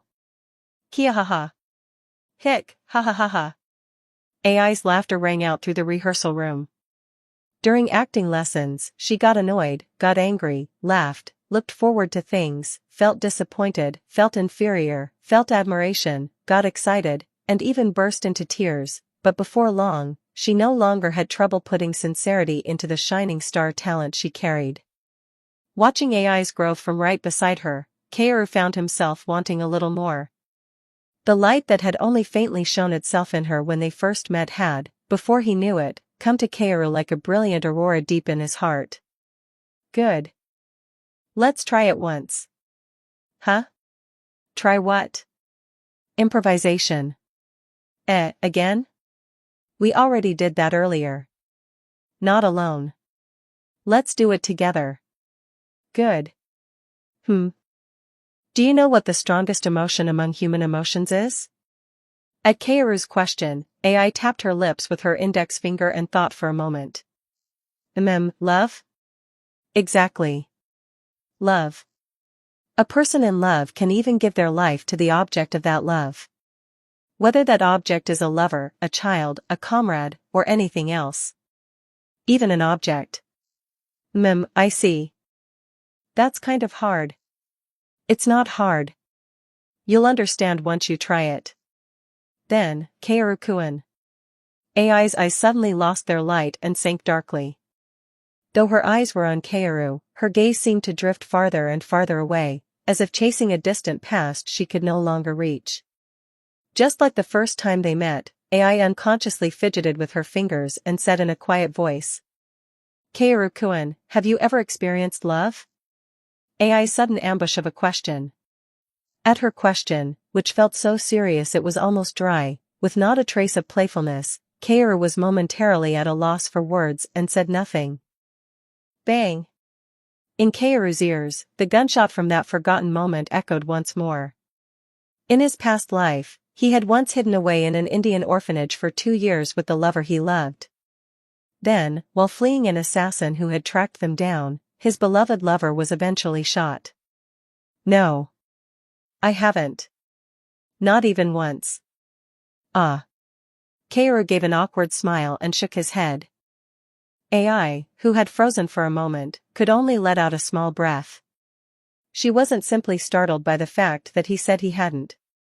It was because she had personally witnessed a flash of sadness, despair, and all sorts of dark emotions pass like a shadow over Kaoru's smile in that instant. She didn't know why, but AI even came to suspect that Kaoru might be hiding many secrets she didn't know about, and that one of those secrets might be related to love. Then the reason her own emotions seemed to sway back and forth like a spinning top whenever she was in front of Kaoru. All right. So let's do it together. Love. You've got 5 minutes. Huh. Love? Together? Here? Really? AI, her face reddening, asked back in surprise. Kaoru picked up the alarm clock on the table and answered with a serious expression. I want to draw out the strongest emotion inside you. Since you've never experienced love before, immerse yourself in your inner feelings and feel them. When you're acting, you have to discard only yourself and fully immerse yourself in the role, in the fictional character. But if it's too difficult, then fine. Let's make the framework the bird that flies through the sky, which we've both kept watching. You'll be Matsuko, and I'll be Sosuke. Throw yourself into Matsuko, AI. While feeling your inner emotions. Setting the alarm clock for 6 minutes, including 1 minute of preparation time, Kaoru sat down on the floor and quietly closed his eyes to steady his breathing. AI also closed her eyes right away, overwhelmed by tension, and clenched and unclenched both hands to settle herself. As if by agreement, the two of them fell silent at the same time, and a quiet stillness settled over the rehearsal room, with only the two of them inside. Beep when the alarm clock sounded, marking the start of the 5-minute timer, Kaoru opened his eyes and looked at AI, who had also opened hers to look at him, with a gaze full of both love and hate. Can't you wait even a little?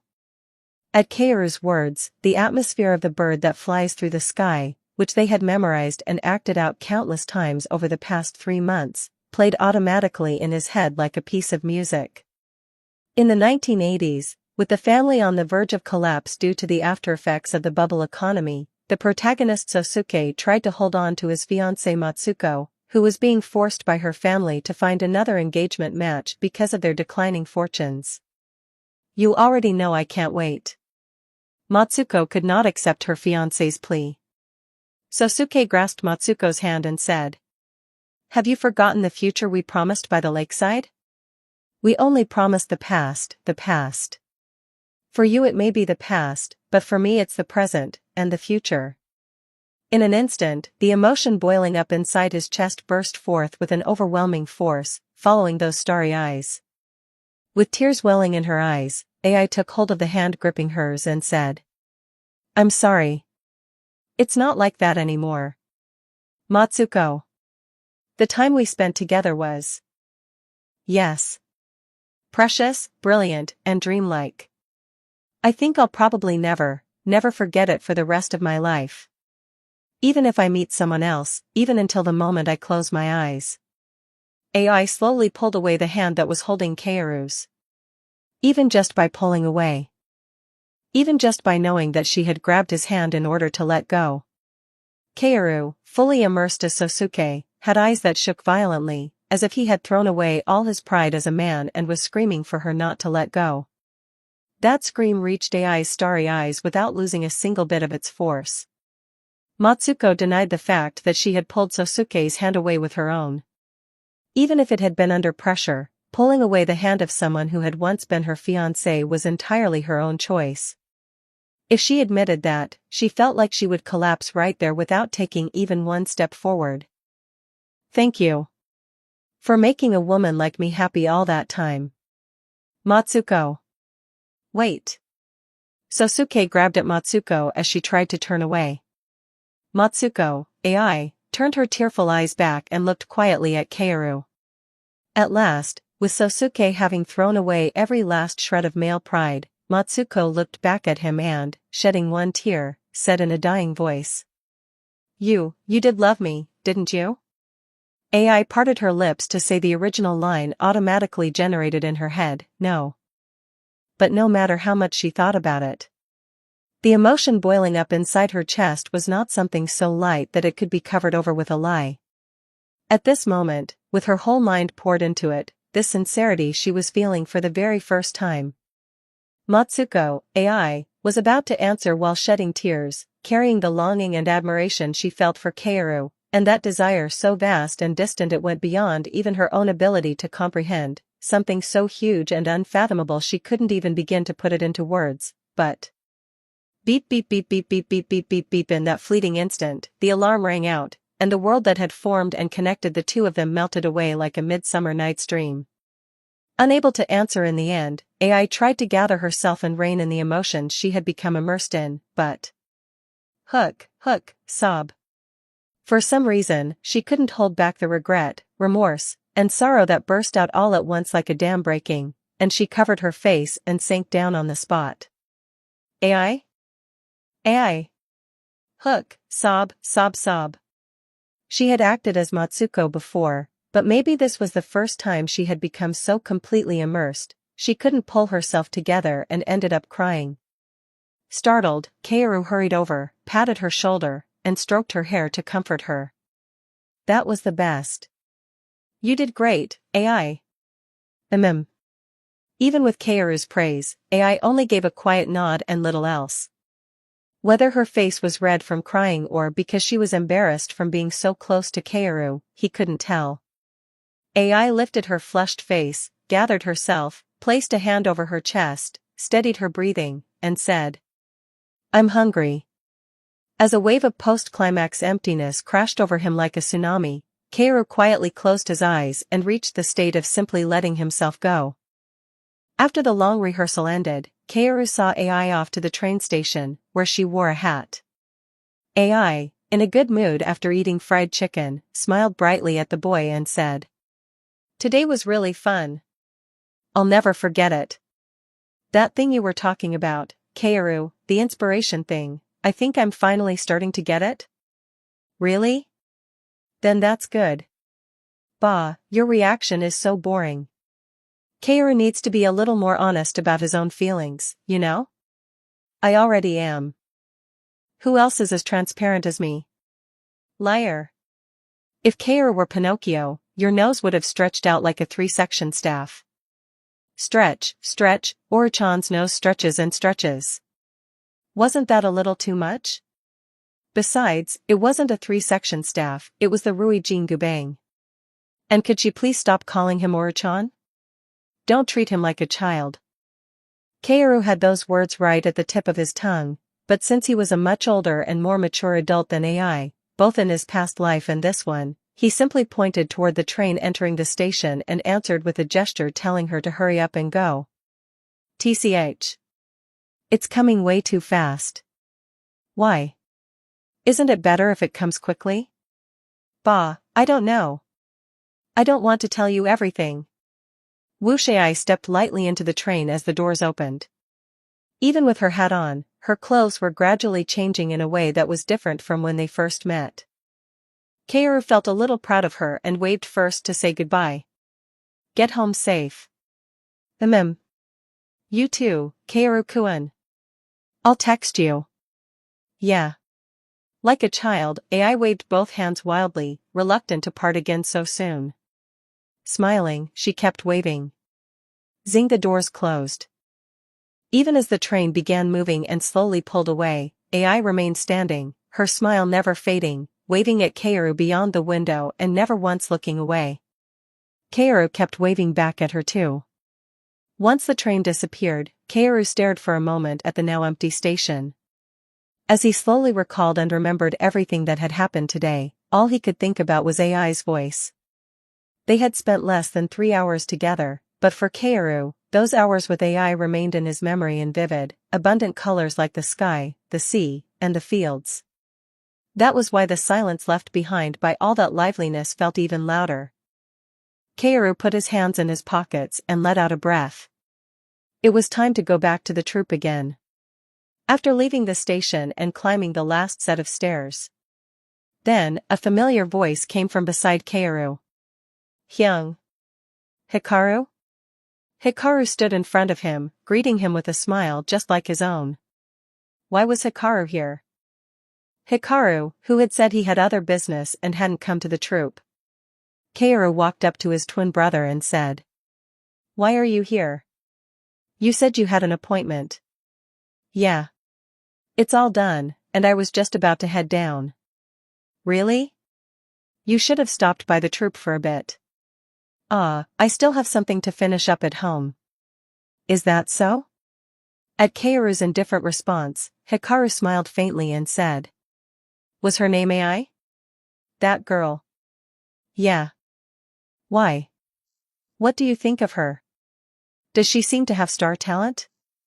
For an instant, Hikaru's eyes flashed with black starlight as he fixed his gaze on his twin brother, as if trying to pierce straight through him. Kaoru, sensing some inexplicable slickness in that look, pulled his hand out of his pocket and said. Yeah. Maybe even more than the two of us combined. Is that so? And while I'm thinking of it, let me say this too. Question mark. Kaoru took one long step closer to his twin brother. Even as twins, there was a noticeable height difference between them. Looking down at Hikaru, Kaoru said. Don't go snooping around trying to get AI's phone number. You think I wouldn't know? If you cause unnecessary misunderstandings, it'll just be a pain for both of us. Right?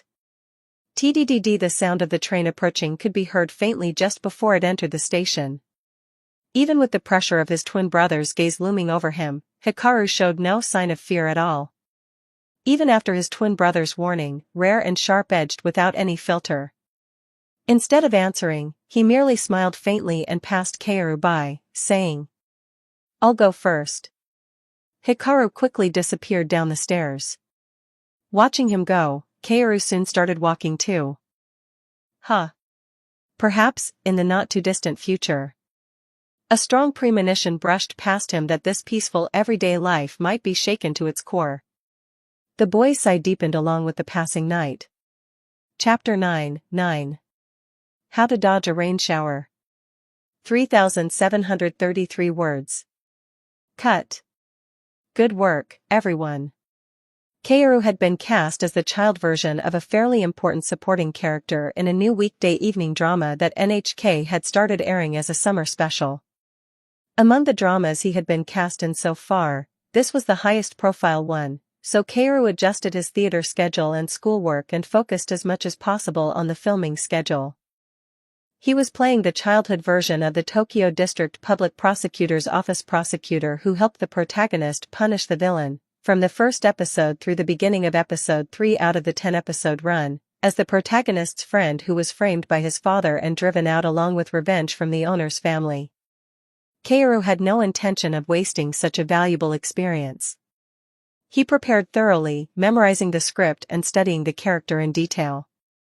But as expected of Japan's notoriously brutal summer, the outdoor set at 1 p.m. after filming had wrapped was basically an oven. All the staff were cooling off by drinking ice water from the makeshift cooler set up in one corner or wiping sweat from their faces with towels. Kaoru was human too, so he was not immune to the heat.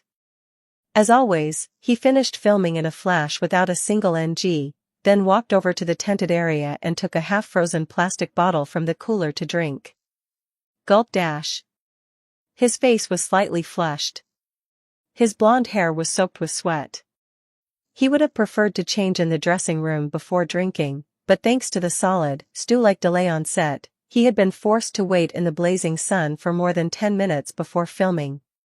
If he didn't drink water now, he felt like he might dig a hole in the ground and start sucking up groundwater. Gulp Who dash. Frowning, Kaoru tilted the half-empty 500 milliliters bottle and poured a little over the back of his right hand, then spread it over his face and neck. The ice-cold water sent a shiver down his spine when it touched his skin, but everything except that spot was still hot, so it was only a temporary fix. With no choice, he finished the rest of the water, crushed the empty bottle in one motion, and tossed it into the trash. Kaoru brushed his sweat-damp bangs back and raised both hands to undo the buttons of his dress shirt. The buttons were stiff and wouldn't come loose easily. When they still wouldn't open the way he wanted, Kaoru frowned slightly, then adjusted his force more carefully and popped them open one by one. Completely unaware that the women around him were stealing glances at him with strange looks, he was about to hurry off toward the dressing room when... Oh my, Kaoru-kun. You're already done filming? A fragrant female voice called him from behind. Kaoru stopped and turned to look at the woman who had called out to him, his eyes widening slightly. Then he bowed immediately and said in a polite voice, Ms. Matsushima. Honestly, just call me Yuki. The mature, beautiful middle-aged woman Kaoru had called Ms. Matsushima was none other than Matsushima Yuki, who played the villain's wife and the wife of a major conglomerate family head. On the drama, she was the enemy of the supporting character Kaoru played alongside the protagonist, but off-camera she was, of course, a senior in the entertainment industry, where hierarchy on set was firmly established. What's more, Matsushima Yuki was one of those actresses who had enjoyed a dazzling heyday, taking on a wide range of roles from her 20s and moving between lead and supporting parts across a long filmography. For Kaoru, she was someone he had no reason to sour relations with. He took a bottle from the cooler and approached her, where her manager was holding a parasol over her, then handed it over politely and said, "It's hot, isn't it?" It's so hot it's driving me crazy." "Thanks, Kaoru-kun?" "Not at all." Swish. Reaching out with her right hand, Matsushima Yuki took the bottle Kaoru offered. But then, she deliberately reached a little farther and brushed Kaoru's hand in an obvious way before taking the bottle. Kaoru frowned at once and looked down at his own right hand, but Matsushima Yuki only smiled as if she had noticed nothing and brought the bottle to her mouth. "Huh. That's refreshing. Maybe because you brought it to me, Kaoru-kun, it feels even cooler." "Thank you. You're hot too, Kaoru-kun. Look at all that sweat." She stepped right up to his face and examined him closely with an overbearing air, and Kaoru, unable to stand her excessive kindness, immediately took a gentle step back and said, "I'm all sweat right now, so I'm sorry if I smell a little." "Ah, I see. That's because you're still growing. You're not dizzy or anything, are you?" Kaoru naturally smiled at the middle-aged actress who kept trying to continue the conversation and pointed toward the dressing room. "No. The director was considerate, so I'm fine. But the costume is a little hot, so I should probably go." Right. Hurry along now." "Good work, Kaoru-kun." "Yes, thank you, ma'am. I'll see you at the next shoot." Take care on your way back." After exchanging greetings, Kaoru turned and headed straight for the dressing room. Apparently not feeling sorry for the manager standing under the blazing sun, she waved to Kaoru from beneath the parasol the manager was holding over her. Kaoru let out a dry laugh at the absurdity of that selective kindness, and walked into the dressing room. Kaoru, who had been listening to songs by Kamiki on a Sony MP3 player, took out his earphones when Toshiro opened the door and came in. "Have you eaten?"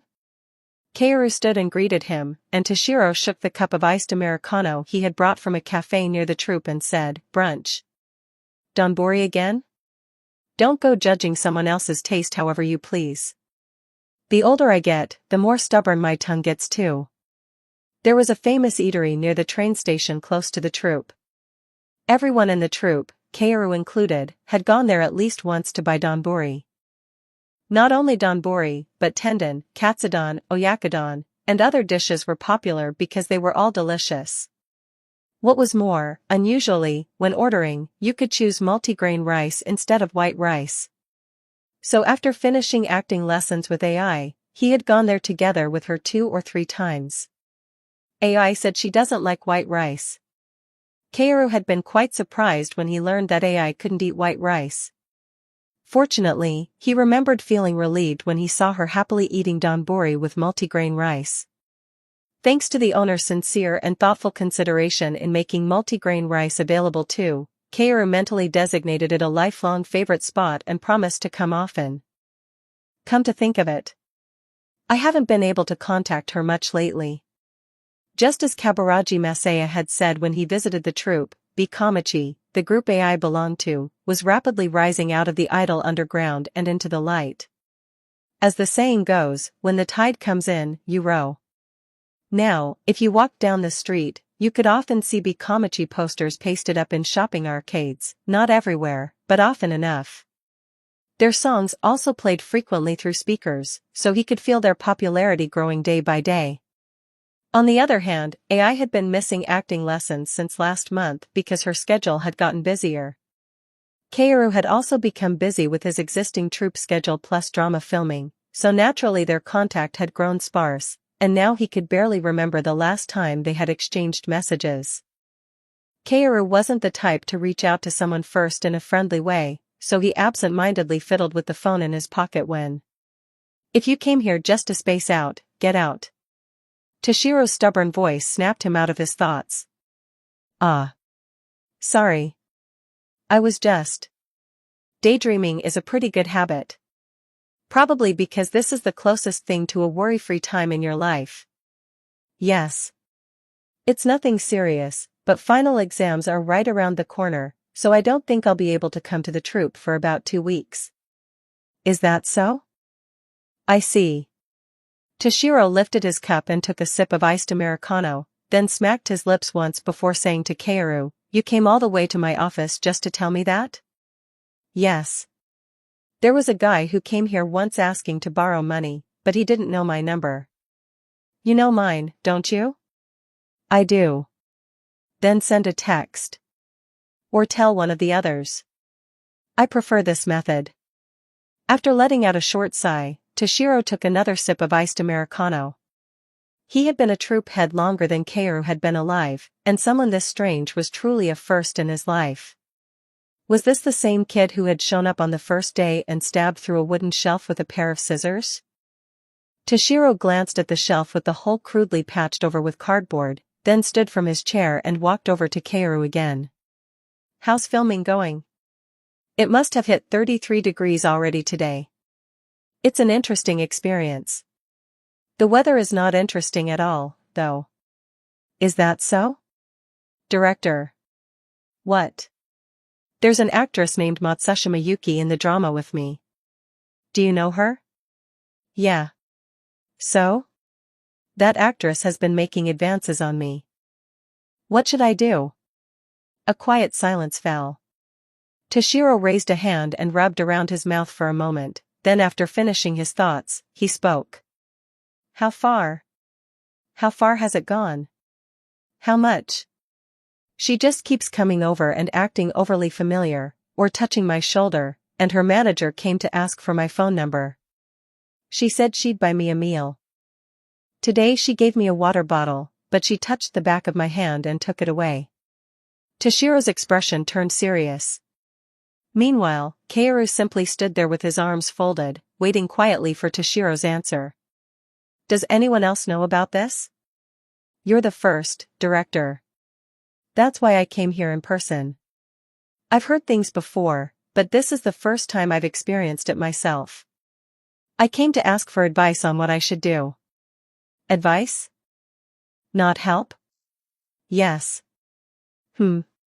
Not to ask me to report it to the police, or to ask how to hire a lawyer, or whether you should quit the drama? Yes. That's right? Are you, maybe on your second life? Some kind of rejuvenated old man from legend or something? Apparently dying of curiosity, Toshiro asked a ridiculous question he normally never would have said. Kaoru closed his mouth for a moment and scratched the bridge of his nose.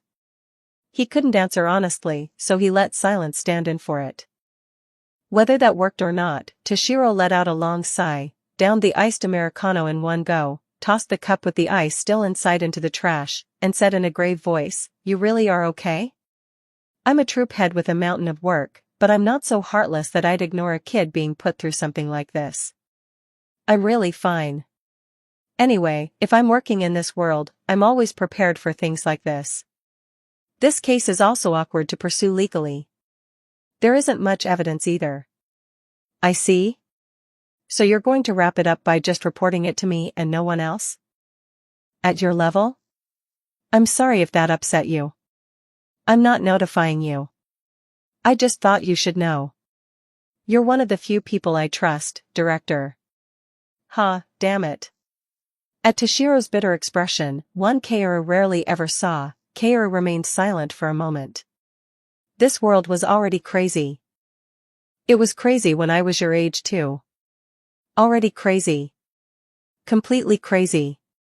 In the end, if I'm going to give advice as another adult, all I can say is to gather evidence in case something happens later. Or, if you can use a connection you know, bury it under rumors. But that's obviously not going to happen. In the end, it's a matter of scale. Even if you're just a supporting actor stuck in the past glory, that experience isn't limited to your personal ability alone. In this business, connections are also a kind of experience and ability. I'm saying this because you know that already. Yes. Thank you for the advice. If you're going to let it go, then I don't have any reason to step in further. I just want to tell you to keep gathering material just in case. As a troupe head, I absolutely hate it when an actor under me ends up in the media for something ugly. Even if it's one of my people. Understood. Kaoru nodded with his usual indifferent face. Even while talking about something this shocking, he showed no trembling, no fear, no excitement, no sadness, no emotion at all, just the same unchanging indifference.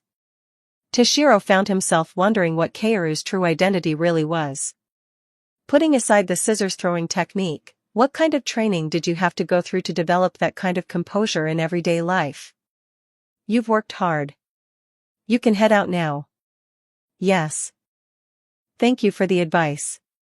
Don't take it too hard, director. I'm fine. I'm handsome enough for that. Don't steal my line so thoughtlessly. Kaoru gave a small smile and left the office. Toshiro clicked his tongue, the bitterness lingering in his mouth from either the coffee or Kaoru's words, and muttered, I want a vacation. PM 8:30. How are you doing? Buzz. AI. PM 8:45. Kaoru. Sorry I couldn't contact you. I've been so busy lately. _____. I just finished my schedule. I'm on my way to the dorms. I'm exhausted. PM 8:46. You've been working hard. Buzz. AI. PM 8:47. Because I like it. So I can put up with anything. But I also really want to go practice acting. It feels like I've forgotten everything Kaoru taught me. What have you been doing lately, Kaoru? Are you still doing theater? Did you take your exams? For all, sigh. PM 8:48. I'm filming a drama. An NHK evening drama. As a child version of a supporting character. You have to keep practicing acting. A moment's emotion doesn't last forever. I'm not going to the troupe for a while. Final exams are coming up soon. Have you eaten? Buzz. AI. PM 8:49. Teacher mode Kaoru. Wow, amazing. I'll definitely watch the drama Kaoru's in. You're seriously amazing. So cool. Ah. And I ate dinner too. It was just a convenience store bento though. I want donbori again. It was so good I keep thinking about it. Let's go together when you have time. Dot. Oh, greater than over equal to less than over equal to, oh dot. PM 8:50. Sure. Kaoru-kun. Let's get ready to stand by soon. Yes. PM 8:51. I have to go film. Make sure you eat properly. I'll take you to donbori later when you come for acting lessons. That's all for now. Kaoru closed his phone and stepped onto the set. Even though filming would continue late into the night, all the staff worked as hard as they had in broad daylight. Kaoru did the same, giving his all to his work. Cut. Good. Very good. Kaoru-kun, your scenes are basically a sure thing, so I'm very satisfied. Thank you. Kaoru bowed his head in gratitude at the director's praise. Once the scheduled filming had all wrapped, he changed clothes as the night grew late and was about to head home when. Oh my, Kaoru-kun, good work? Ah. Ma'am. At the appearance of Matsushima Yuki, who had come alone to the costume booth set up in one corner without her manager, Kaoru gave a slightly awkward smile and greeted her. Late at night, perhaps because of the heat, she had put on perfume, and a faintly seductive fragrance reached Kaoru's nose. Matsushima Yuki smiled at him as if looking at a cute puppy and slowly approached. You're all done filming? Kaoru-kun hardly ever NGs, so you finish early. Thank you for the compliment. I think your hardworking side is the most wonderful thing about you, Kaoru-kun. Kaoru took a step back from the perfume drifting past the tip of his nose and said to Matsushima Yuki, "Thank you.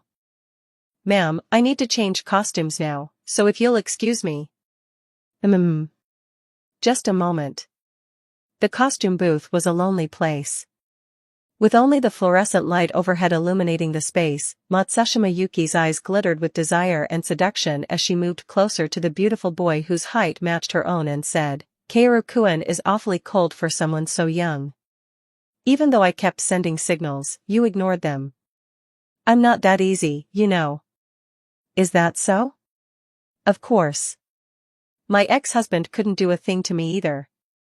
Kaoru looked at the actress pressing herself against him with sharp eyes and said, "Were there quite a few people you liked besides me?"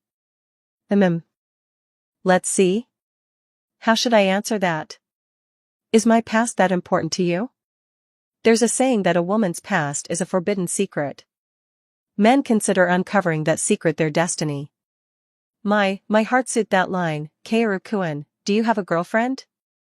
Who could leave such a sexy boy alone? At Matsushima Yuki's sudden move to wrap her arms around his neck, Kaoru turned his head away and said, "Stop this. You shouldn't be doing this here. Kaoru-kun. Don't avoid me.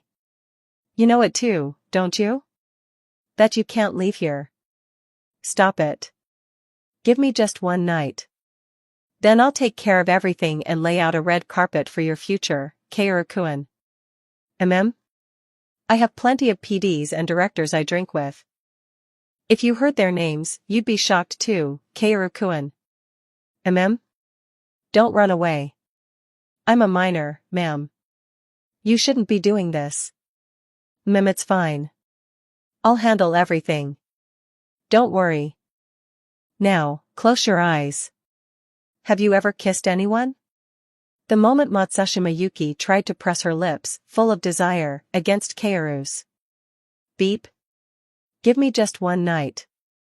Then I'll take care of everything and lay out a red carpet for your future, Kaoru-kun. I have plenty of PDs and directors I drink with. If you heard their names, you'd be shocked too, Kaoru-kun. Don't run away. I'm a minor, ma'am. You shouldn't be doing this. It's fine. I'll handle everything. Don't worry. Now, close your eyes. Have you ever kissed anyone? When the recorded voice came out of the Sony MP3, Matsushima Yuki froze like stone. She turned only her bloodshot eyes toward the Sony MP3 Kaoru was holding. Then, with a vicious expression twisted by rage and humiliation at being deceived, she grabbed Kaoru by the collar. "You little bastard, are you messing with me right now? You think you can bare your teeth at me and talk back? Someone I know gave me some advice. It was actually a method I already knew, but hearing it from them made me certain." "What?" Even as her nails dug into the skin of his neck and drew blood, because she had grabbed him by the collar so hard. Kaoru stared at her with a face so calm it looked like not a single drop of blood would come out even if you stabbed him, and said, "I thought about how my people would feel if they went through the same thing I did. I realized I absolutely couldn't stand it." "What?" Thwack. Crack. Kia, MMPH. In an instant, Kaoru released the hand gripping his collar, twisted her wrist, and clamped his right hand over her mouth. At the motion, so swift and without wasted movement, Matsushima Yuki's body froze solid for a moment. This was not simple self-defense. She had once learned a few tricks herself under the guise of self-defense, so she could immediately tell what level Kaoru was at. If the right hand that covered her mouth moved just a little farther downward than the left hand twisting her wrist, then she would be HHK. Kaoru brought his mouth close to her ear and whispered quietly, all traces of the malicious look she had shown him gone, leaving only fear and panic as she trembled. Second year, Class B, Shirane Girls Middle School. Ukami Yum. It won't be a reporter who hears about this first. It'll be your daughter. This is your warning. HHK, HHHK. At Kaoru's warning, she shuddered as if struck by lightning and shook her head with tears in her eyes. Slowly releasing both hands, Kaoru straightened her disheveled clothes and hair and said, "Your wrist should be fine, ma'am. If it hurts, please ice it." "You devil." Matsushima Yuki spat out the insult through her tears, but Kaoru simply smiled and passed her by. He already knew. There was no devil in the world worse than that. Because that had been his past self. Rumble, crash. As he stepped out of the booth with thunder rolling overhead as if a shower were about to fall from the sky, heavy raindrops began to fall. Kaoru looked up at the sky for a moment, then slowly started walking, heading out into the rain. Compared to a 500 milliliters bottle of ice water, this was on a completely different level of cool. Kaoru smiled quietly and kept walking. Chapter 10. Even if you're strange and frightening, when I look at you. 2,300 words. Ai Hoshino. Her stage name was Ai. She didn't even know what her father looked like, and her mother abused her when she was little before ending up in prison for theft. Even after being placed in a public childcare facility, her mother never came to take her daughter back.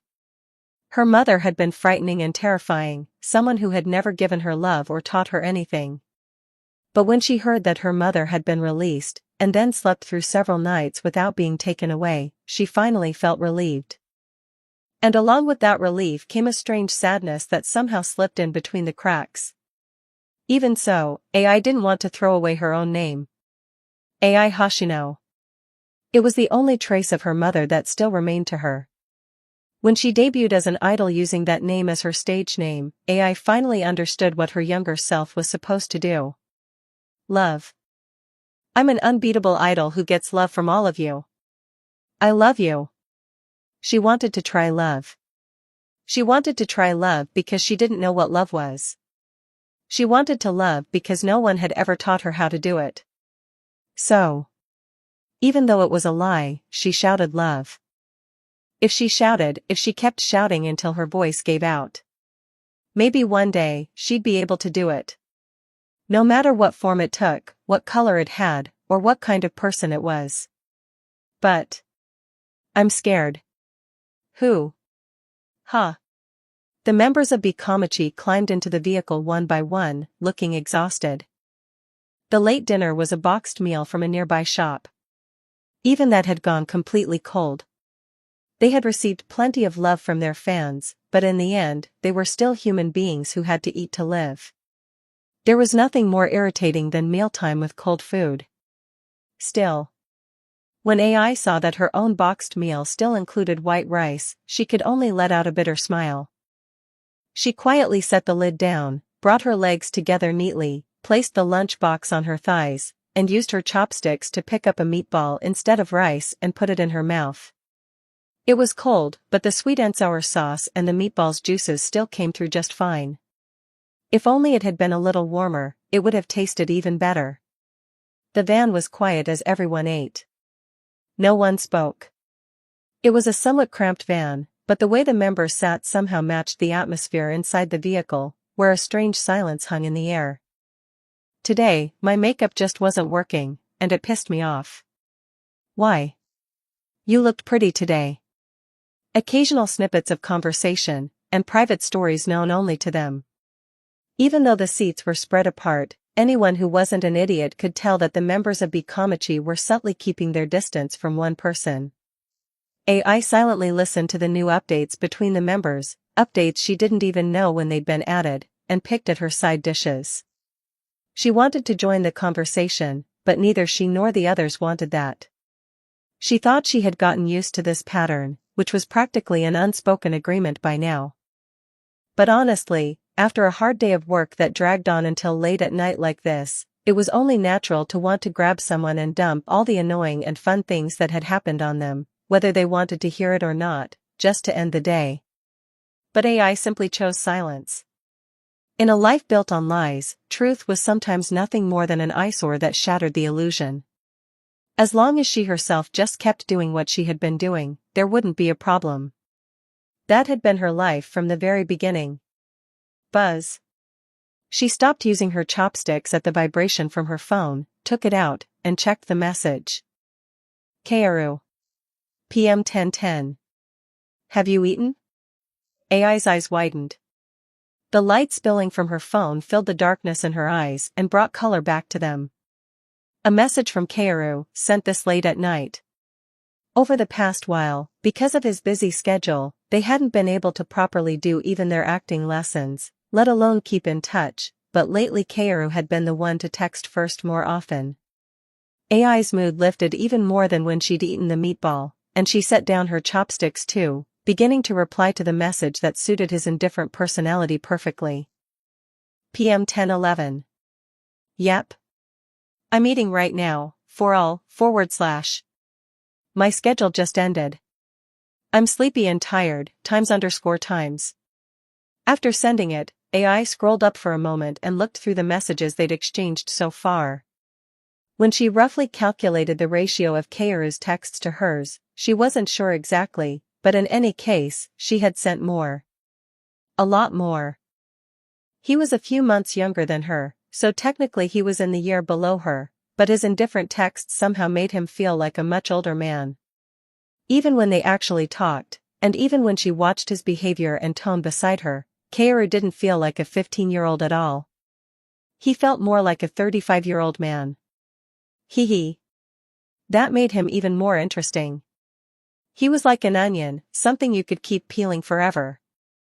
Of course, if you actually tried to peel his skin, you'd probably end up crying like you'd smelled a pungent onion. Anyway, Kaoru was like an onion. He was way more handsome than an onion, but still. Buzz. Kaoru. PM 10:13. Is that so? You worked hard. But even if you're tired, make sure you eat properly. That way you can keep going even when things are rough. More than anything, you're still growing. What? He's totally like an old man. But the smile never left AI's face. Her thumbs moved quickly as she typed out the line she'd thought of in her head. PM 10:14. It turned on. Old man mode Kaoru. Equals omega smiley face equals go watch late night TV already. Busy teenagers can't text old man omega asterisk, Like a mischievous brat who'd succeeded in a prank, AI stifled her laughter and giggles. She could practically see Kaoru's expression through the phone. Come on. Hurry up and answer. With her thumb poised over the keyboard, AI waited for the phone to buzz with the irritated reply she expected from Kaoru. But. Even after 15 minutes. Even after 16. No reply came from Kaoru. What was going on? The smile that had been beaming just moments ago vanished, leaving only the girl's slightly parted lips as she tilted her head in confusion. Maybe. The thought flashed through her mind, and AI's eyes trembled faintly. A prickling sensation ran from the top of her head to her bangs. She knew better than anyone that she wasn't good at this kind of communication. Her relationships with others weren't good, she wasn't used to communicating with people, and her life had always been about curling up and hiding herself rather than stepping forward. Maybe Kaoru had been upset by her text. Maybe she'd suddenly gotten carried away, drunk on her own mischief, and done something mean to Kaoru. What if he'd been annoyed at being called an old man? What if he really meant he wasn't going to text anymore, and that was why he wasn't replying? AI felt her heart drop as if the sky-high excitement she'd been riding had plunged straight through an invisible floor. Even though she knew in her head that the Kaoru she knew wouldn't do that. Even though she had found little bits of everyday happiness in the way she herself was changing because of Kaoru. AI was scared. Buzz. Suddenly a message flew in, and AI let out a small scream in surprise at the vibration. Kaoru. PM 10:18. Sorry, I was on a call for a bit because of extra filming, so my reply was late. But old man mode? I'm not an old man? I'm 15. I'm only a few months younger than you, but I'm definitely younger. I don't even watch late night TV. I'm not interested in weird time slots like that. PFF. As she imagined Kaoru furiously typing a reply much faster than his usual pace, The anxiety and restlessness she'd felt just moments ago vanished like snow falling in a dream, and the mischievous grin returned. At times like this, she was reminded all over again that Kaoru was someone who didn't change, someone who looked at her exactly as she was.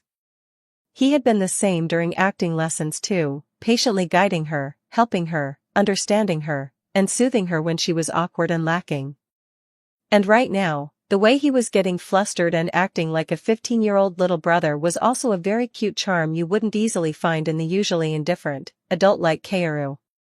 Hee, idiot Oru. With starlight now filling her eyes, which had forgotten all about tiredness, AI continued typing with a devilish smile. But Kaoru's reply came even faster. Kaoru. PM 10:19. When are you free? Ah. An unexpected message. AI stared at it for a moment, then moved her thumb up and down over the keyboard before checking whether the manager was in the driver's seat. Manager. When AI called from the back seat, the manager, who had been doing something, looked up and then turned to face the back right away. Huh? What is it? Want some water? No. I was just wondering if there's a day this week when my schedule is free? Ah, your schedule? Hold on.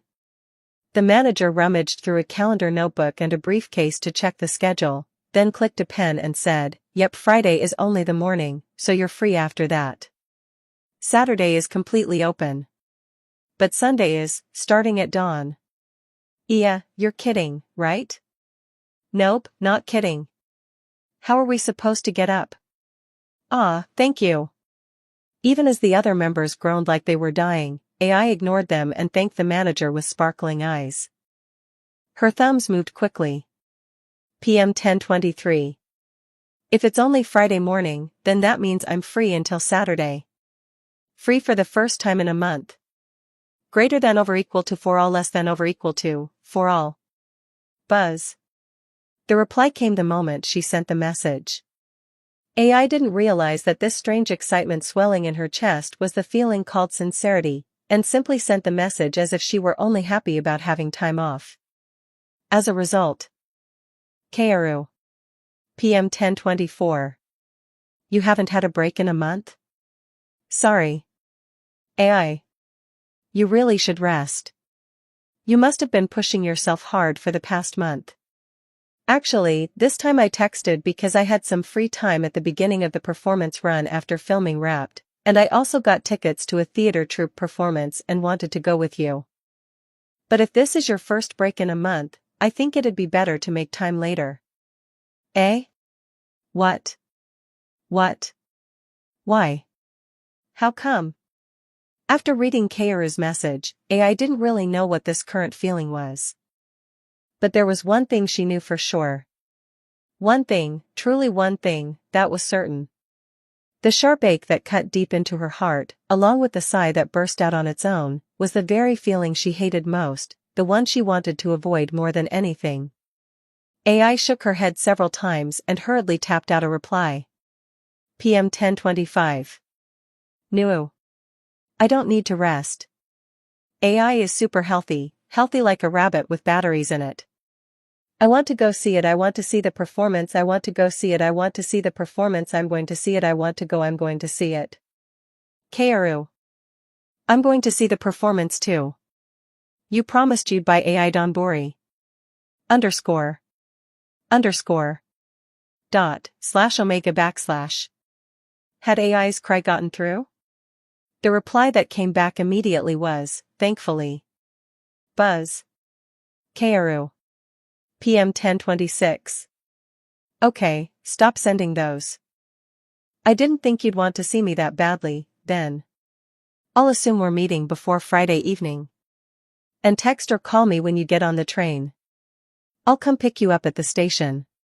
Then have a good night, AI. PM 10:27. Yep, got it, greater than over equal to caret. Thank you, Oru-chan. I'll text you. Oru-chan, you have sweet dreams too, V+. Hihi. AI folded up her phone, held it in both hands against her chest, and bounced her feet like a child waiting for a picnic. The fatigue she'd felt when she got into the car was gone before she knew it. All she could look forward to was Friday evening this week. Using that anticipation as fuel, AI resolved to work even harder on stage as an idol, and then… Nom nom. She finished off the leftover meatballs, now completely cold, and started her happy meal. It's delicious. The meatballs tasted far better than they had when she first ate them. AI ended up smiling from ear to ear. Chapter 11. Friday evening, 1. 1987 words. Kaoru. AI. 5 p.m. on Friday. At last, Friday at 5 o'clock had arrived. The long-awaited hour. AI stepped off the train with a face full of excitement and waved at Kaoru, who had spotted her and come over. Amid all those people, and while wearing a hat at that, she was amazed that he had found and recognized her so quickly. She greeted him with admiration for his sharp eyes. Oru-chan, long time no see. Phew, the train was so crowded I thought I was going to get squashed. Really? Damn, I should have set the time earlier. No, it's fine. Luckily I got a seat. Huh? Kaoru, you're wearing a hat? AI widened her rabbit-like eyes and pointed at the black hat Kaoru was wearing. It had been quite a while, but seeing him in an unfamiliar hat she had never seen before, AI studied him from head to toe and rubbed her chin like a great detective. Kaoru fiddled with the brim of his hat, gave an awkward laugh, and scratched his cheek. What was making him hesitate to answer? At the train station at 5 o'clock, the crowds were thick enough to make anyone dizzy. Even as AI pushed through the countless people with Kaoru, she waited for his answer. People started recognizing me. Eh? Kaoru clicked his tongue briefly, sounding a little embarrassed, then gave AI, who was staring in surprise, a clumsy smile and shrugged. Because of the drama, people started noticing me. I got on the train earlier, and a few people said hello. Wow, amazing. So Kaoru's famous now too? Fans running up to block the way and ask for autographs, crowds swarming like clouds? No. It's not that bad. I definitely don't want it to get that far. Kaoru shook his head in obvious disgust, as if just imagining it made him tired. But AI seemed genuinely happy, as if his growing fame were her own, and she said with a little bounce of her shoulders, but Kaoru was always going to get famous, right? Yeah, he's good at acting, his voice is nice, and his face too, yeah, he's good at everything, so of course he'd get popular. Don't put me on a pedestal. I do acting because I like acting, not because I want to become famous. Same thing, same thing. Then what about you? Didn't you become an idol because you wanted to be famous too, AI? No? AI didn't become an idol because she wanted to be famous. AI. Yeah. I'm listening. Why stop halfway when you're making me curious? After leaving the station and waiting at the crosswalk, Kaoru looked down at AI as he waited for her answer too. There were two things in the world that made people the most irritated. One was stopping in the middle of a sentence, and the other was… He never expected a joke he'd once heard in passing to become true. Feeling his gaze fixed on her, AI flinched, looked up at the boy, and then gave an awkward smile while flashing a clumsy peace sign. I guess it's hard to say? Like AI's very precious top secret? What the… Just as he was about to retort, the crosswalk signal finally changed. Kaoru swallowed the words rising in his throat and pulled his hat down low, avoiding the eyes of people coming from the other side. Right. The idol who receives the love of everyone. Having quickly caught on that she had a reason for not wanting to say it, Kaoru let out a snort, muttered teasingly, and started walking. After the performance, AI and Kaoru headed to the Donbori place they often went to. It was the first time Kaoru had ever watched a performance from the audience instead of always seeing it from the stage. Realizing that, despite being an actor in the troupe, he had never once bought a ticket to watch one of his own troupe's performances from the audience, Kaoru felt a sharp little sting in his conscience. But what could he do? He always memorized everything from the script, already knew the whole story, and was so busy rehearsing with the other actors in the troupe that he had never even dreamed of watching as an audience member. AI had also been seeing a theater performance in person for the first time, and she watched the story on stage with intense concentration the entire time, listening without taking her eyes off it. Her already sparkling eyes seemed to shine with even more feeling. Watching her from right beside her, closer than anyone else, Kaoru savored the strange emotion that brushed through his heart. And Oppos, the audience who watched the performance I acted in, must have looked at it with the same eyes as AI and Oppos.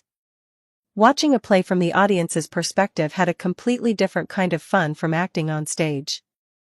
Even though he already knew exactly how the story would unfold, becoming absorbed in the emotions of the play as it progressed was a fresh experience. AI was the same. And Oppos, this is fun, and Oppos. When Kaoru first met her, the boy had said it. That actors tell stories to the audience. As if the play had become reality before her eyes, the constantly shifting story and the actors' emotions felt real and made AI's heart pound. Unlike the frantic stage lights, the steady lighting that illuminated the actors was like a sun visible only to the audience in a quiet world. The energy the actors gave off, and their deeply compelling performances. In those fleeting moments, AI became completely immersed in the charm of acting, which was different from singing, and couldn't pull herself away. The boy walking beside her was the one doing that wonderful work. And he was teaching and guiding her, someone still lacking, so that she could do that wonderful work too. I want to see it again. AI's mutter, clearly a request for a second viewing, reached Kaoru's ears. He smiled faintly and said, haha. We're performing again tomorrow, so come if you want to see it again. But I want to go. I've got a schedule from dawn on Sunday. That's a shame. Mid-sentence, Kaoru suddenly turned his head to the side and stopped walking. Startled by the sudden move, AI also stopped and followed his gaze. A Western man and woman who looked like foreign tourists were approaching, gesturing wildly as they spoke to him in some language. Quiero ir al santuario de Suitengu, pero sabes como llegar? I want to go to Suitengu Shrine, but do you know how to get there? AI's mind went blank for a moment at the alien language she was hearing for the first time in her life. Her academic talent was fortunately zero, which had allowed her to focus on her idle activities, but the Westerners, who were showing their map and phone while pouring out what sounded like a very dramatic story to Kaoru in that alien language, felt even stranger to her than the Moon Rabbit Princess. Kaoru? It wasn't even English, but some bizarre alien language. AI tried to call Kaoru and urge him to keep moving, but when she heard what came out of his mouth as he looked at the map and phone with a face as serious as if this were his own problem, she froze like stone. ¿Iris el santuario de Suitengu? Tienes que tomar el metro para ir aquí, pero habrá mucha gente. Suitengu Shrine? If you want to go there from here, you'll have to take the train, but there will be a lot of people. Ah, de verdad? Oh, really? Sí. Además, no sé qué publicaciones viste en internet, pero sé que la ruta del tren al santuario de Suitengu está invertida. ¿Por qué no pospones tu visita al santuario de Suitengu hasta mañana y te diriges aquí? Yes. Also, I don't know what posts you saw online, but you've got the train route to Suitengu Shrine backwards. Why don't you put off visiting Suitengu Shrine until tomorrow and head here instead? En serios?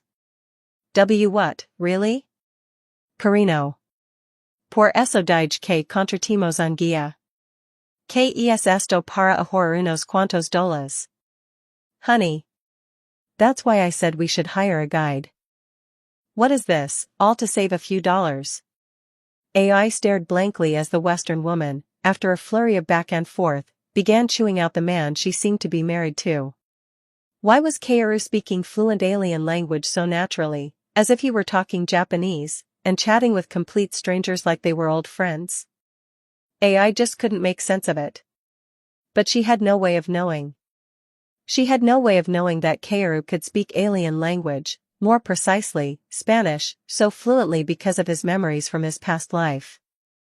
Unaware that AI was feeling that strange distance and curiosity, Kaoru quickly pointed out the route on the map one by one and borrowed a pen to write directions in the traveler's notebook. The couple from Spain looked at Kaoru as if he were an angel descending from heaven, trumpet and all. After showering him with all sorts of praise, the Spanish couple said in surprise, ¿Cómo hablas español también? ¿Estudiaste en el extranjero en España? How do you speak Spanish so well? Did you study abroad in Spain? Kaoru hesitated for a moment at the woman's words, then said in an awkward voice, Internet. Oh. Realizing that this was truly the age of the great Internet, the Spanish couple nodded at the same time and gave him a thumbs up from the other side of the globe. The man, sticking close beside Kaoru, laughed warmly when he saw AI looking flustered and said, ¿Eres tu novia? Is she your girlfriend? See? No, este es mi amigo. What? No. She's my friend. At Kaoru's answer, the man burst into hearty laughter, looking as though he had expected exactly that, and pulled a Polaroid camera from his bag. He gestured for the kind Japanese boy who had given them directions to stand nicely with the friend beside him. Kaoru? It's fine, AI. I think they want to take a picture to thank me for showing them the way. Click. He took the photo right away. Gracias, amable estudiante. Thank you, kind student. The man shook the still undeveloped black background photo from the Polaroid camera and handed it to Kaoru.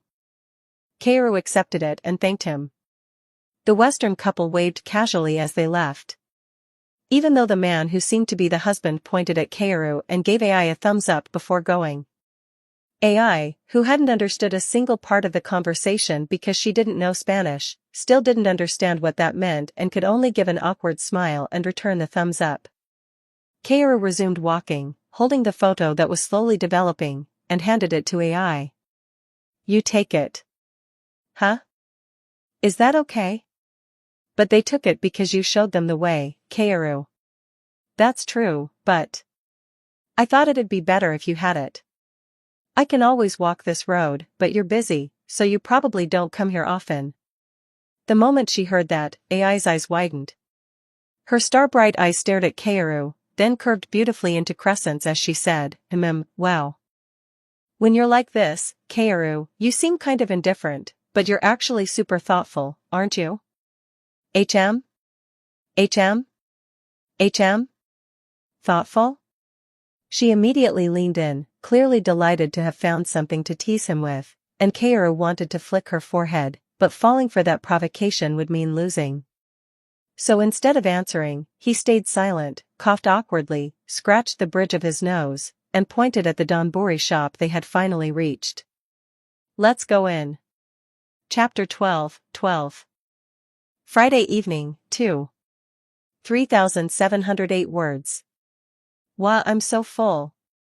AI set down her empty bowl, took a sip of oolong tea, and leaned back in her chair with a blissful smile. At a glance, it was obvious she'd been very satisfied with the meal. Since they'd met today, this was the happiest she had looked. Of course, Kaoru had already finished eating long ago. He was in the middle of sipping his oolong tea and clearing his mouth, since he was in a growth spurt and had always had a big appetite, but after watching AI eat her donburi like a hamster for so long, he felt that rare sensation of being full just by looking at someone else. To think that much donburi could disappear into that tiny body. Kaoru laughed at the sight of AI slumping in her chair like a limp hamster, then rested his chin on his hand over the table and said, You were hungry, huh? I hadn't put anything in my mouth except a sandwich at lunch earlier, you know? Was that not enough or something? Nope. It was perfect. Donburi really is happiness in a bowl, no matter when you eat it. Hey, Kaoru. I think I'm going to become a regular here? AI, energized by the delicious food, spoke with sparkling eyes, and Kaoru could only tilt his head. Aren't you already a regular? Wrong. You only become a regular once AI officially appoints you as one. Until then, it doesn't count. Ah, so now I'm really your regular, then? Ding dong. you got it, so here's your prize, AI's heart suit. AI sent him a starlit wink and a heart, overflowing with an idol's love. As if answering the cheers of hundreds of fans standing before her all at once, there was nothing awkward about her signature pose. It was, quite literally, a born idol's talent. The ultimate idol shining all on her own. Kaoru stared at her for a moment with his usual indifferent expression, then tossed the wet wipes into the trash and stood up. Boss, could you ring us up? Yup. You idiot. Total idiot. Big idiot. Just an idiot. Huge idiot. You're an idol, and you're ignoring me? So mean. Boru. Kaoru pretended not to hear AI's muttered curse as she stuck to his side and grumbled at him, and finished paying. When they stepped out of the shop, the streets were packed with people despite the late hour. Friday evenings were definitely crowded. Anywhere you want to go? Dunno. Kaoru looked at AI, still pouting like an angry rabbit, and let out a snort. So the pride of an idol really did exist after all. Kaoru, who was well over 50 when you combined his past and present lives, could only find her sulking mode adorable, like a little sister. And unlike when they first met, her honest reactions, laughing when something was funny, getting sulky when she was upset, had become a pretty interesting thing to watch for him. Still, this was rare time off. He couldn't just leave her pouting the whole time. It was time for the older one to soothe her. Kaoru glanced at the dessert shop right next to the donburi place. Luckily, he saw a couple leaving with ice cream cones they had just received. Kaoru lowered his head and said to AI, AI, do you like chocolate? Yeah. I do, but why? Kaoru pointed at the ice cream shop and said, I'll buy you some. Kaya. The pout vanished in an instant, and Kaoru watched her dash toward the ice cream shop like a fish thrown back into water. He gave a dry laugh and shook his head. Kaoru had once again learned that women's weakness for sweet desserts was universal. He took out his wallet and walked over to her, where she was licking her lips with sparkling eyes as she stared at the menu board. Kaoru was currently feeling the most suffocating tension he had felt since recovering the memories of his past life and regaining those old sensations. His eyes slowly tracked something, and with the sharp sense he'd inherited for finding the optimal position, he pressed the button. Beep drrrjjjjjjj. The veins in his eyes bulged as they trembled violently. Just a little more. Just a little more. Click drrrr. Ah. TCH. Failure. He'd failed again. Kaoru was seized by the urge to drag out that feeble plastic claw and wring its neck. This was his first time trying a crane game, in both his past and present lives. At first, it didn't seem that hard, and he couldn't understand why everyone made such a fuss over it. Kaoru had stood before the crane game full of confidence. 200 yen per try. It was expensive for what was basically a single chance, but Kaoru had been sure of himself. And then, Kaoru had already sunk his fifth try into the machine, a full 1,000 yen. He had never expected the crane game to be this difficult. Kaoru glanced softly at AI, who let out a disappointed sigh beside him, then glared at the plush again and tightened his grip on the joystick in his right hand. Creak. The stick groaned under his terrifying grip, but that was none of his concern. Because that stupid-looking, no, that cute, irritatingly cute carrot-munching rabbit plush was what AI wanted. Because while they were eating ice cream and chatting, AI had stopped in her tracks and gotten completely distracted by the plush. Kaoru's sincere wish was to leave her with a good memory after a busy day, and as the older one, to give this girl who felt like a little sister a gift she'd never forget. When AI kept waving it off and refusing, saying it was fine, Kaoru had told her not to worry and chosen the crane game instead of buying it at the ridiculous listed price of 5,000 yen. And the result was that 1,000 yen had gone up in smoke, crushing AI's expectations and leaving her disappointed. I think we should just go. I'm fine, Kaoru. You've already spent 1,000 yen. We can just buy a similar plush later. Now that I look at it, it's not even that cute anyway. Instead, she worried about him, acting like it was fine and urging him to leave the shop. Kaoru staggered, pushed out by AI's back, and trudged out of the shop like a defeated soldier, still clinging to his regret. At Kaoru's dazed reaction, AI forgot her disappointment and giggled. Hee, Kaoru has something he can't do too, huh? Ha. I wasn't calm enough. Since I'm older than you, that's only natural. I could tell when you were doing the crane game. Kaoru's really just a helpless little boy after all. You were practically shooting lasers like you were trying to kill the plush, and it scared me too. But you really wanted that rabbit plush, didn't you? Yeah. I really did. But even though you couldn't get it in the end, you still kept trying for me, so I'm happy. I also felt bad that I made you spend so much money. What are you apologizing for? I did it because I wanted to. Wait here, AI. I'm going to the bathroom for a sec. Okay. After Kaoru went back into the shop, AI turned her gaze to the many people around them and watched them for a while. So many people brushed past her, filling the street, each of them busy with their own conversations as they hurried by. What were they talking about? What had their day been like? Were they happy and joyful right now too, in this moment with the people precious to them? AI remembered Kaoru's serious expression from when he'd been trying to win the crane game plush, and she laughed, covering her mouth. She had never dreamed that Kaoru, who always seemed so mature and indifferent, would have such a competitive side. Maybe there were still so many of Kaoru's emotions, faces, and stories she didn't know yet. AI couldn't suppress the curiosity that was slowly blooming in her heart. So she wanted to take one more step closer. It was greed. Her first real greed. But AI shook her head and erased that greed again.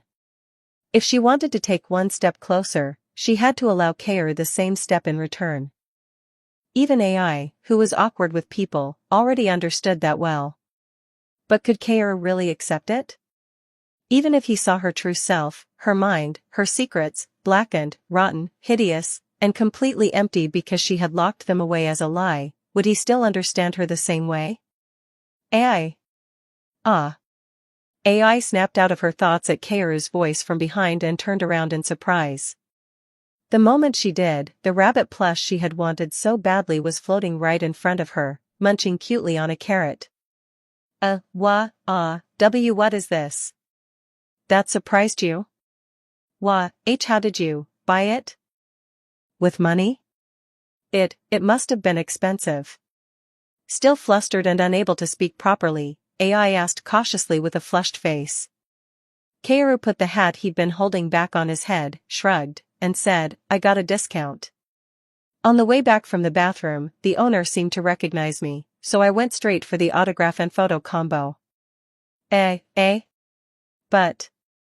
it's fine. I wanted to give this to you no matter what. Ha. It's my first time doing this, so I'm a little awkward. How do you even do this kind of thing, AI? The boy had clearly said it. That he became an actor because he liked acting, not because he wanted to become famous. That he didn't really like people recognizing him. That was why he had worn a hat he normally never used when he met her. And yet Kaoru, the indifferent Kaoru, had, for the first time, approached a fan first, taken a photo, and given an autograph. For her. Even though it wasn't an easy choice. That sincerity he had resolved on for her. That sincerity that reached her heart far more powerfully than the huge music blasting from the speakers on stage.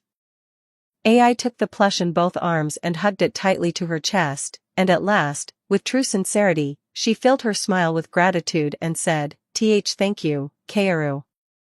I'll treasure it forever. Thank you. I'm so happy. I never want to forget this. Then that's enough. Seeing her face lit with pure joy, Kaoru felt it was all worthwhile and gave a brief smile. Rattle as soon as the train doors opened, Kaoru and AI stepped inside and took their places. Since it was late, there were no empty seats, and the doors on the side where AI was getting off would open on the opposite side of the platform. After walking around so much, AI must have been tired and sleepy, because she covered her mouth and yawned quietly. Tired?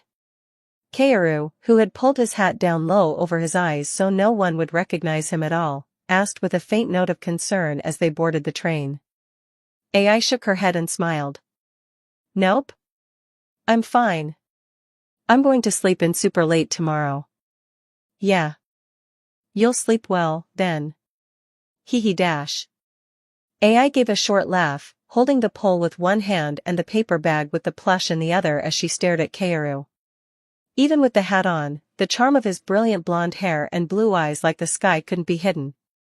Kaoru, who had been looking out at the scenery beyond the train window, felt her gaze on him and turned to meet her eyes. What? HM? No, nothing. I was just looking at you. Kaoru looked down at AI for a moment, then gave a small smile and said, Really? His voice was indifferent. AI fiddled with the paper bag in her left hand, then lifted her head again and asked Kaoru, What were you talking about with that foreign man and woman earlier? Did you understand everything they were saying? Yeah. They were tourists from Spain. They were lost, so I showed them the way to Swatenga Shrine. Spain? So that alien language was Spanish. AI nodded, finally solving the mystery of the alien language. English was hard enough already, and now Spanish too. If that Western couple had spoken to her, she would have shown them the way in Japanese. They wouldn't understand each other, but that was the only language she knew, so there was nothing to be done. Thinking of Kaoru's fluent Spanish, AI said, Where did you learn Spanish, Kaoru? If you can speak it like a native, you must have studied really hard, right? I learned it on the internet. I see.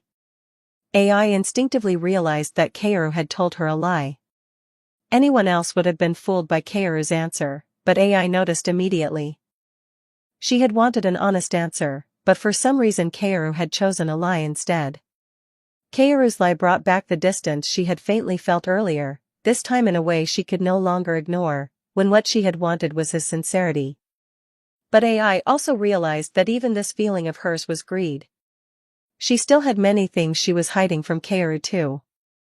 And besides, Kaoru had at least given her this plush in his left hand for her, hadn't he? AI's mind grew tangled with the conflict between the greed that kept rising in her and the desire to turn away from it and protect herself. She definitely wanted to take one more step closer. And yet... Rattle ha. Kaoru let out a short breath when he saw the people cramming into the train. Friday night. The train was already packed so tightly with people it looked like a human bean sprouter, with no room to even stand. As bodies bumped and jostled against him, Kaoru bit his lip hard. There was no way a small, already tired girl like AI could endure this properly, and if anything happened to her in a train this crowded, there would be nothing he could do.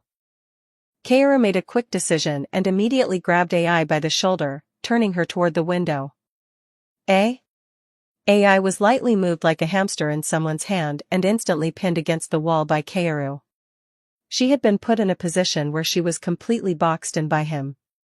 She knew the boy was very strong, but even so, she hadn't expected him to move her that easily, like some kind of hamster.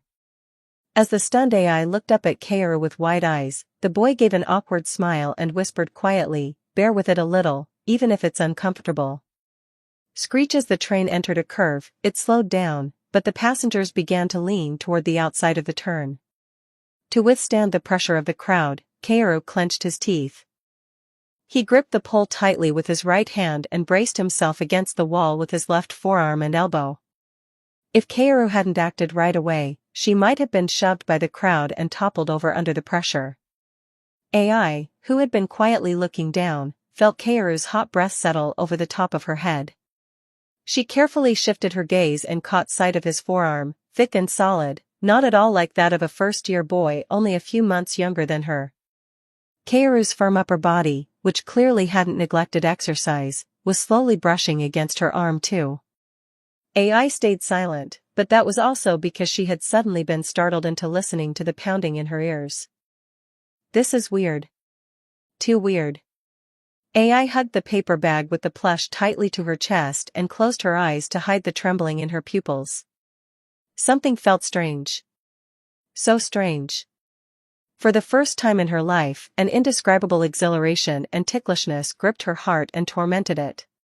If it had been a stranger's breath, she would have hated it and found it disgusting, to the point that just imagining it made her skin crawl. But even with Kaoru's hot breath settling over her head, Ai didn't hate it at all. Instead, she summoned the courage to lift her head a little more and look up at Kaoru's sharp jawline. When Kaoru's gaze seemed to drift downward, Ai immediately lowered her head again like a child who had done something wrong and hugged the paper bag even tighter. It was strange. She wanted to ask if he was okay, but the words wouldn't come out, as if caught in her throat. Even when she wanted to look up, it was hard to raise her head and meet Kaoru's eyes. Even as Kaoru's body brushed against hers little by little, and now his face was only about a finger's width away. Far from hating it, she felt dizzy, as if she were the only one walking a precarious tightrope through this eternal moment. Bear with it a little. We're about to open the doors here. When the boy's small, low voice came like a whisper at her ear, Ai couldn't help but flinch. Her hearing struggled to tell Kaoru's voice apart from the sound of her own heartbeat.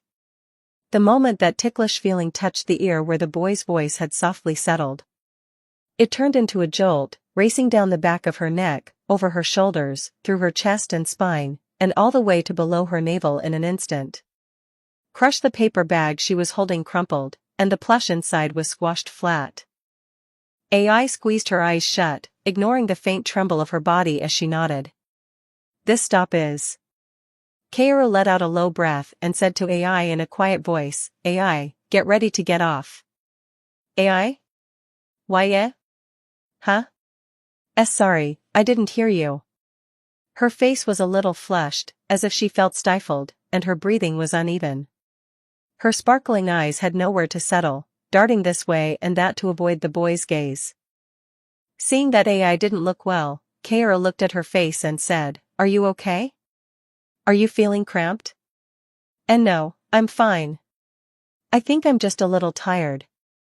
I'm okay thanks to you, Kaoru. Really? Just bear with it a little longer. We'll be getting off soon. Why yeah.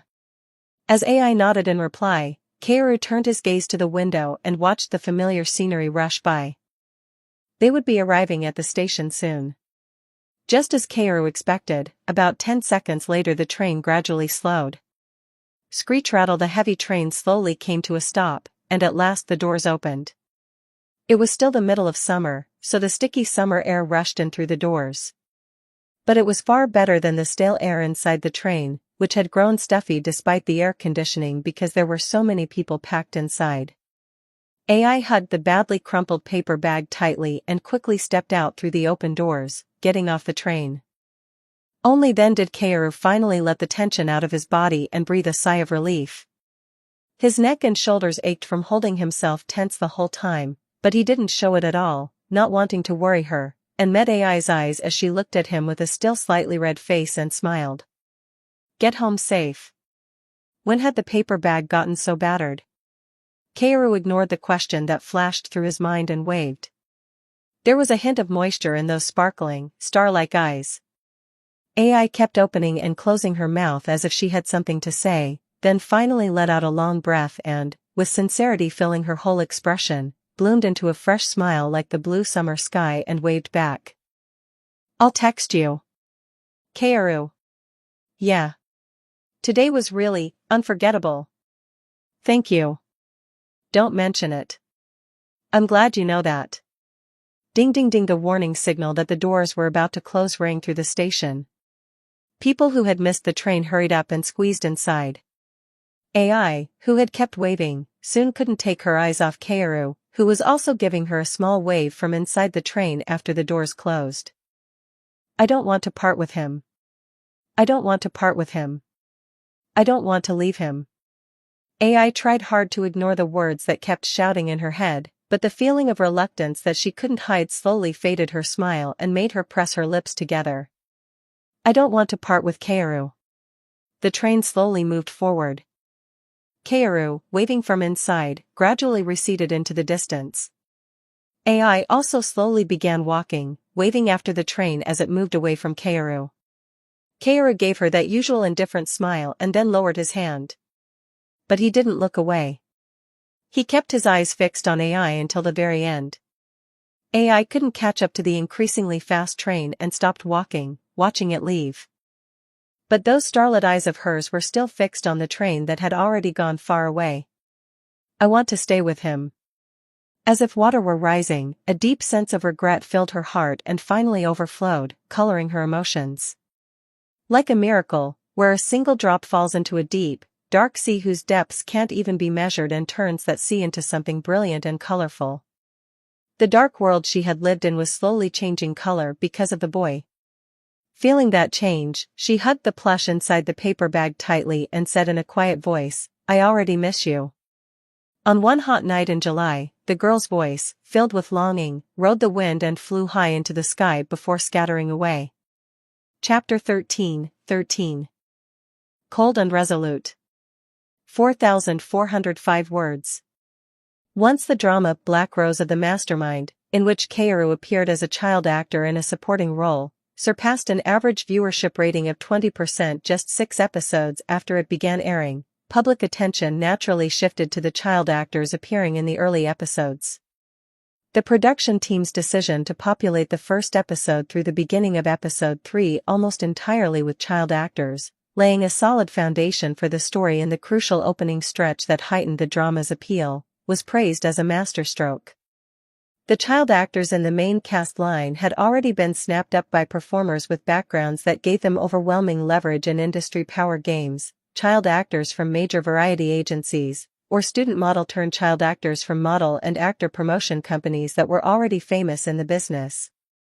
But when it came to the child actor whose performance left the deepest impression, viewers who watched the drama all agreed on one name, Kaoru Kamiki, who played Kuroki Shinichi.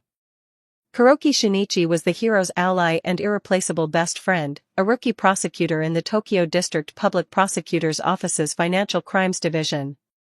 In the early part of the drama, after the hero's father took his own life following a ruthless betrayal by the family that owned a major conglomerate, and Shinichi's father was framed for everything, sentenced to prison, and died behind bars after his health deteriorated, the character became someone who wept blood and sharpened his blade for revenge. In episode 1, which captured that agonizing process in full, Kaoru's performance, dropping to his knees on the ground and sobbing without a single NG in a one take, became an even bigger topic of conversation than the two child actors who portrayed the hero and heroine's first meeting, and was hailed as one of the episode's most iconic scenes. Now that the drama was racing toward its climax, major magazines and broadcasters were scrambling to land an interview with Kaoru, who had rapidly risen as one of the most talked-about young actors of the next generation. Kaoru Kamiki doesn't have an agency. To everyone in the industry's shock, Kaoru had no agency. There was no official channel except for the Rarerai theater troupe, where Kaoru was affiliated. Some people connected to the troupe, with only tenuous ties to the entertainment world, had merely helped out when broadcast casting requests came in, but all of the practical management work for his acting career was being handled by the middle school boy alone. The unbelievable behind-the-scenes story that a mere middle schooler had been handling all those complicated entertainment industry tasks with just a cell phone. Industry insiders rushed to contact the Rarerai theater troupe, trying to set up Kaoru's interview schedule, or asking for his personal phone number, causing all sorts of trouble. And the victim of this blazing competition, Toshiro Kinadaiki, the troupe's director, had just hung up after refusing yet another interview request for Kaoru from someone described as the son-in-law of the nephew of a classmate's father-in-law who was class president in first grade, and was now rubbing his temples against the rising headache. As he massaged his temples, Toshiro once again realized the eternal truth that you couldn't live without committing sins. He didn't even remember the name or face of his first-grade class president, so how on earth had they tracked that down and contacted him? And more importantly, did they really think that calling with such a bizarre title would make him gladly agree? Wouldn't telemarketing have been more productive?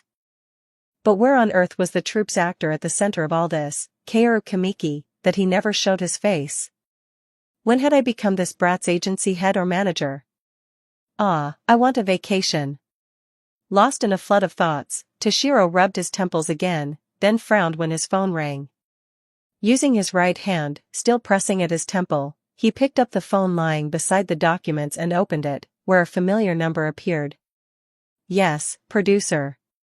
The caller was none other than Kaburaji Masaya, a junior from the troupe. At the sight of Masaya's number, one of the few people he personally knew who was good at managing connections, Toshiro immediately sensed that this call was about Kaoru's interview. It's because the wife of a college classmate of mine works for a famous magazine. Somehow she found out how to reach you and the director and called me. Honestly, this world is way too small. Huh. We do live in a world where you can't get away with anything. So, you're calling to ask me to help make the interview happen? Haha. Back when we launched a program, this friend and his wife helped me out quite a bit with marketing and promotion. I guess, after all. This business is all about give and take, after all. Still, I can't promise anything. It's been a while since I last saw his face. Alright, I'll at least put in a word. Yes, yes. Got it. After taking Masaya's call for help, Toshiro clicked his tongue and set the phone down. As was the way of this world, everything ran on connections and give and take, so people gave what they could in advance and received what they needed to build relationships. If he owed Masaya a favor, there would come a time when a single phone call could solve a problem in a pinch, and the same was true for Masaya. The world of adults. During the last shoot, when Kaoru had confessed that a senior actress had been making advances at him, Toshiro, as an adult, had not been able to do anything that truly helped him. He had only offered a few generic, overused pieces of advice as a worn-out adult, and Kaoru had still thanked him for them. I'm completely disqualified. Still, since he had been asked for a favor, Toshiro decided to call Kaoru first. After sucking in a bitter breath, he picked up his phone again and was just about to enter Kaoru's number when... Bang! Question mark. Were you here? What the hell was wrong with this kid? Without even knocking, Kaoru suddenly opened the director's office like it was his own living room. Toshiro stared blankly at Kaoru, who had barged into the office while holding his phone, and felt the guilt and debt he had been carrying as an adult explode like fireworks in the night sky. Kaoru, who was seated and had brought along snacks like Toshiro's favorite iced Americano and donuts, took off the hat he'd been wearing and said in an indifferent voice, "Please have some." Come to think of it, he had always been like this. The kid who, on his very first day, had thrown scissors at a shelf and punched a hole through it. The kid who had climbed this far on his own in just a little over 2 years, with that same indifferent face. The kid who had now overtaken his twin brother and senior troupe member, Hikaru Kamiki, to become the troupe's undisputed top ace. And yet his dignity as the director and head of the troupe. Slurp. This place really is the best. With 1 cup of coffee, all his stress vanished. Feeling the caffeine bring his body back to life, Toshiro nodded in satisfaction and looked at Kaoru. You're coming from school? Yes. You'll graduate at the end of this semester, right? Yes. Where are you thinking of going for high school? I'm considering either U2 High School or Kaisei High School Academy. Was this kid out of his mind? With a face that had already given up on thinking, Toshiro sipped his iced Americano blankly and sniffled before saying, "That's your own future, so I won't interfere." Yes. Well, fine. I know you've become a hot topic in the industry lately, right? Yes. He answered indifferently with an indifferent expression, but Toshiro knew. Kaoru was deeply uncomfortable with his own fame. Everyone who debuted in this world wanted to become famous. They were souls prepared to do anything if it meant becoming famous. But the ones who were actually chosen had to pass through a hole narrower than the eye of a needle before their fate was decided. This was a place where even the greatest talent, if luck did not follow, would be forgotten without a trace, and such people were everywhere underfoot. And yet the boy in front of him merely frowned and let out a quiet sigh, as if he hated how his fame kept growing day by day. Even though supreme talent and fortune had come together, Kaoru was not happy at all. Interested in doing an interview? But Toshiro was an adult. He was not Kaoru's manager or agency head, only the director of the Rarerai theater troupe. It was true that he felt a debt to the boy as an adult, but separate from that, Toshiro had already been asked a favor by someone whose name now carried a debt. The calculations had long since been settled on the abacus. This is producer Kabaraji's request, isn't it? Toshiro could not answer. No, more precisely, he had not expected a question like that to come out so suddenly that he could not open his mouth. How did he know? As a crack appeared in Toshiro's usually stubborn face, Kaoru looked at him as if he already knew everything, quietly lifting the corners of his mouth and sipping his iced Americano. You're not very good at lying. I thought it might be him. There's no way producer Kabaraji would just sit still. And there's no reason to refuse. At Kaoru's insight, which seemed to see straight through his mind. All right. Huh. So, will you do it or not? In the end, Toshiro gave up completely and let out a long sigh.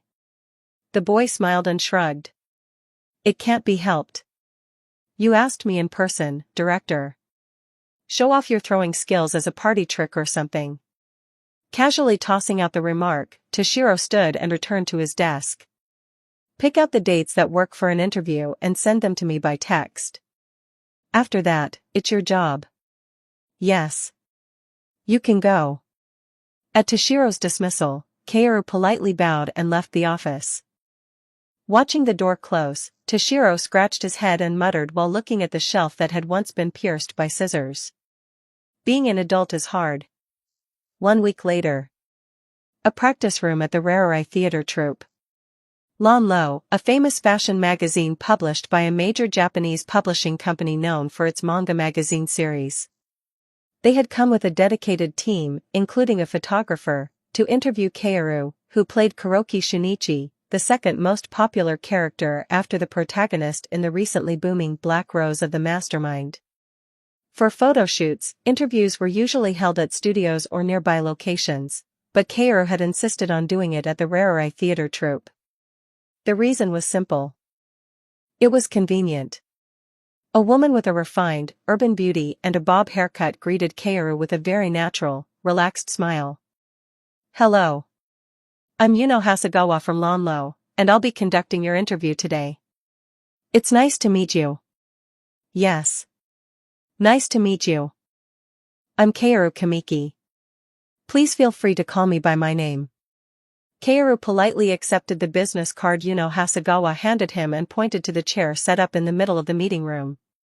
At the handsome boy's courteous gesture, Yuno Hasegawa covered her mouth and laughed, then tucked her bobbed hair behind her ear and sat down. Ho ho, yes. Thank you. Today's interview will follow the sheet we handed out earlier. The photographer will be taking pictures in between, so please don't get nervous and just keep things relaxed. If you have any questions or anything else you'd like to ask during the interview, feel free to stop me at any time. Yes. He was only wearing a casual white shirt, jeans, and sneakers, but somehow it still became fashion. Yuno, a veteran employee at a women's fashion magazine, sized up Kaoru's physique and fashion sense at a glance. He might have looked cool and cold with his indifferent expression throughout, but the boyish charm in his blue eyes could not be hidden. Once a team member finished setting up the lights for the photo shoot and gave the OK signal, Yuno Hasegawa turned on the recorder and skillfully began the interview. Please introduce yourself. Hello. Nice to meet you. I'm actor Kaoru Kamiki. I played the younger version of Kuroki Shinichi in Black Rose of the Mastermind. Kaoru continued answering in a very calm, stable voice, with no sign of nervousness. Yuno Hasegawa could only inwardly marvel at the calm charisma Kaoru radiated and the mature charm that did not seem at all like that of a 15-year-old boy. Whenever she asked a question, the answer came out without hesitation, as if he had already prepared it in advance. There was no fumbling or rambling, only clear and concise responses. Yes. Next question. Before playing Kuroki Shinichi, you also appeared in dramas in minor and supporting roles. Did that experience help you? What mindset did you have while playing Kuroki Shinichi? Yes. It couldn't help but be useful. There are always unexpected variables on set. Even in those situations, you have to keep your emotions steady, stay immersed in your role, and always be ready to step into filming at any time. I first appeared in a work by producer Matsushige Sojiro, who has now retired, when I was 12, and as I kept working steadily, I developed my own methods. While playing Kuroki Shinichi, I constantly thought about Shinichi's emotions and motivations, and the dignity he held as a human being. Filming started in June, and it was extremely hot. But even then, I kept thinking about Shinichi and immersing myself in him. The hatred Shinichi carried was something ordinary people could never feel while living their everyday lives. As Yuno Hasegawa nodded and reacted to Kaoru's words, she began to seriously wonder whether this boy really was a child actor. No matter how she thought about it, she had never expected a child actor to be capable of an interview at this level. It almost felt like she was interviewing a seasoned middle-aged veteran actor nearing old age. Apparently she wasn't the only one feeling that way, because even the junior photographer who would normally be hammering the shutter non-stop was hesitating, watching Kaoru and wondering whether to press the shutter at all. That was because some veteran middle-aged actors absolutely hated camera flashes going off noisily while they were talking about themselves. Ah. Yes. Do you feel your own popularity now? Yuno Hasegawa asked a spur-of-the-moment question that had not been on the sheet. Honestly, such intellectual and scholarly interviews were not especially popular with the female readers who made up the magazine's main target audience. In truth, what they most wanted to know was the product called Kaoru Kamiki himself, and they did not care much about what kind of acting philosophy he had. At Yuno Hasegawa's ambush question, Kaoru smiled for the first time and said, "When I found out the magazine that wanted to interview me was Lanlo, I immediately wanted to cancel." Ahahaha. I see? Why did you feel that way? I became an actor because I like acting. Being in the spotlight or becoming famous is very burdensome for me, and I'm not the type who enjoys that sort of thing, so at first I was flustered. Now, when I walk down the street, some people recognize me and ask for autographs or photos. They also tell me they're cheering me on or that I'm good at acting. Every time I hear that, I'm very happy and grateful. It's just that I'm still awkward when it comes to autographs and photos, so I never quite know what I should do. As Kaoru scratched his head and answered with an embarrassed smile, the camera flashes immediately burst into a rapid patter and captured the scene. You've also done CFs, mostly for things that aren't too flashy, like drinks or study materials. Is there a connection there? Yes. I received casting offers from major clothing brands and places that anyone would recognize if I named them, but I turned them all down because I didn't want to stand out. It was Yuno Hasegawa, not Kaoru, who failed to keep her expression under control after hearing that answer. He turned down all the CFs from famous companies that would become career-defining the moment you did one, and instead chose drinks and study material models. Her face plainly showed how confused she was, wondering whether this boy was really a child actor. It was not a lie or a concept. Kaoru's actual path had truly been the very definition of mystique.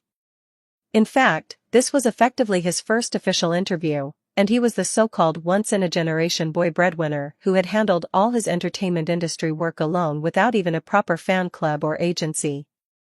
Yuno Hasegawa had a feeling this would probably be the strangest interview since she joined the company, and decided to ride the momentum and squeeze out every last drop of so-called value. As a personal judgment, it was extremely mercenary. As a solo interview for Lanlo, it was perfectly rational.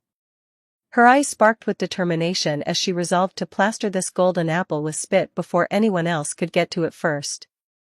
I've heard rumors that you're incredibly good at studying. I've heard that you even ranked first in your grade? When another question not on the sheet came up, Kaoru's eyes narrowed for a moment, but he decided not to show it and to act like an adult.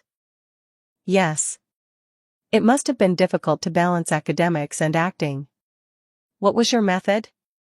I reviewed and previewed my lessons whenever I had time. I hate letting work pile up, so my habit of not procrastinating helped me the most. Yes, do you have any favorite singers or actors? Not particularly. Yes. You're graduating middle school now, so is there a high school you're aiming for? Not yet. I'm still in career counseling. You're very popular with the opposite sex, so maybe you have a preference for the opposite. Please wait a moment. At the question that crossed the line, a chill seemed to sweep through Kaoru's gaze for an instant. An unpleasantness seeped into his indifferent expression, and in that instant, a cold, ruthless aura that was hard to believe belonged to a 15-year-old boy descended over a practice room in silence. Ah. Shocked by Kaoru's completely changed attitude, Yuno Hasegawa froze, painfully aware of her own misjudgment. She had let greed blind her and failed to make a proper judgment. Even though she had clearly and desperately felt from the very start of the interview that the boy before her was not some ordinary, naive child actor, she had still let herself be blinded by image-driven marketing. May I ask what any of those questions have to do with Kaoru Kamiki as an actor? Ah. I can allow a certain degree of off-script questions for the sake of making the interview more interesting. I'm not saying I don't understand that. However, the format and intent of those questions are extremely unpleasant. At the suffocating decisiveness displayed by the 15-year-old boy before her, Yuno Hasegawa's mind went completely blank. How in the world? How could this be the charisma and self-assertion of a child actor? The horrifying sensation of cold sweat breaking through every pore on her scalp struck Yuno Hasegawa head-on.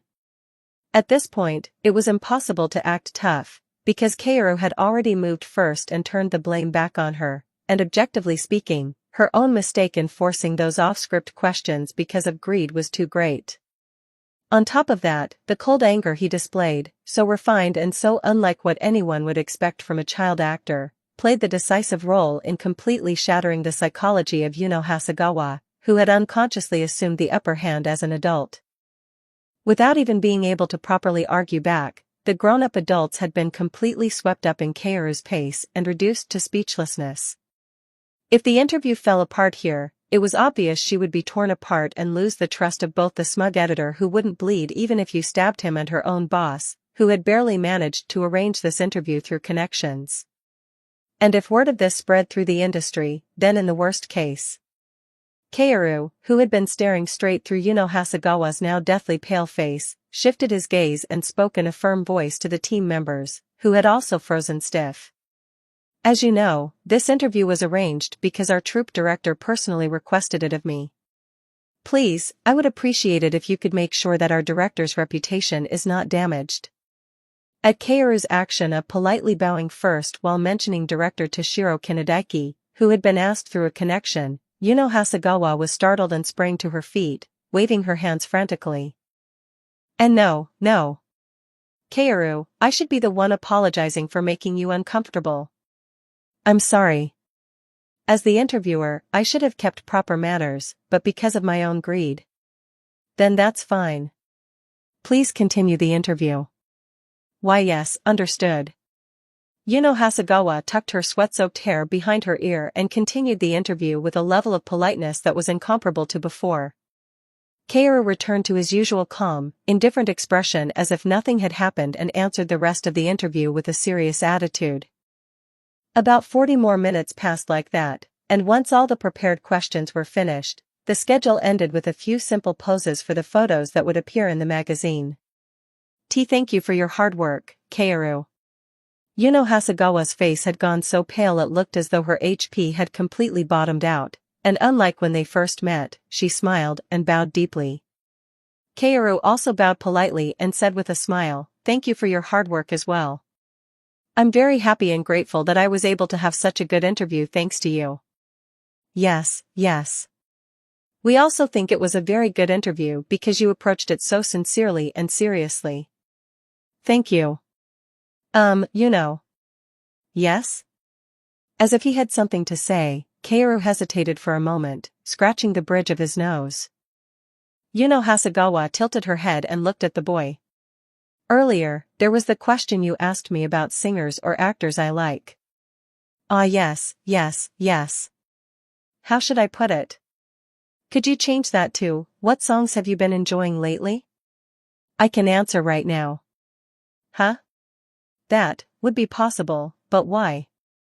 When Yuno Hasegawa asked out of pure curiosity, Kaoru scratched the bridge of his nose and, for the first time since they had met for the interview, he gave a warm, gentle smile and said in a low voice, "I've been enjoying songs by an idol group called Kamiki. The reason is..." Yuno Hasegawa could only stare blankly at the boy, as if time itself had stopped for a moment. Why had the industry's reaction to the actor called Kaoru Kamiki been so slow? Why did technology still not exist that could capture exactly what the eye could see? Feeling deep regret over the unresolved questions that flashed through her mind, she was soon completely captivated by the boy's shy smile as he answered. "So you liked idol songs, huh? I didn't know."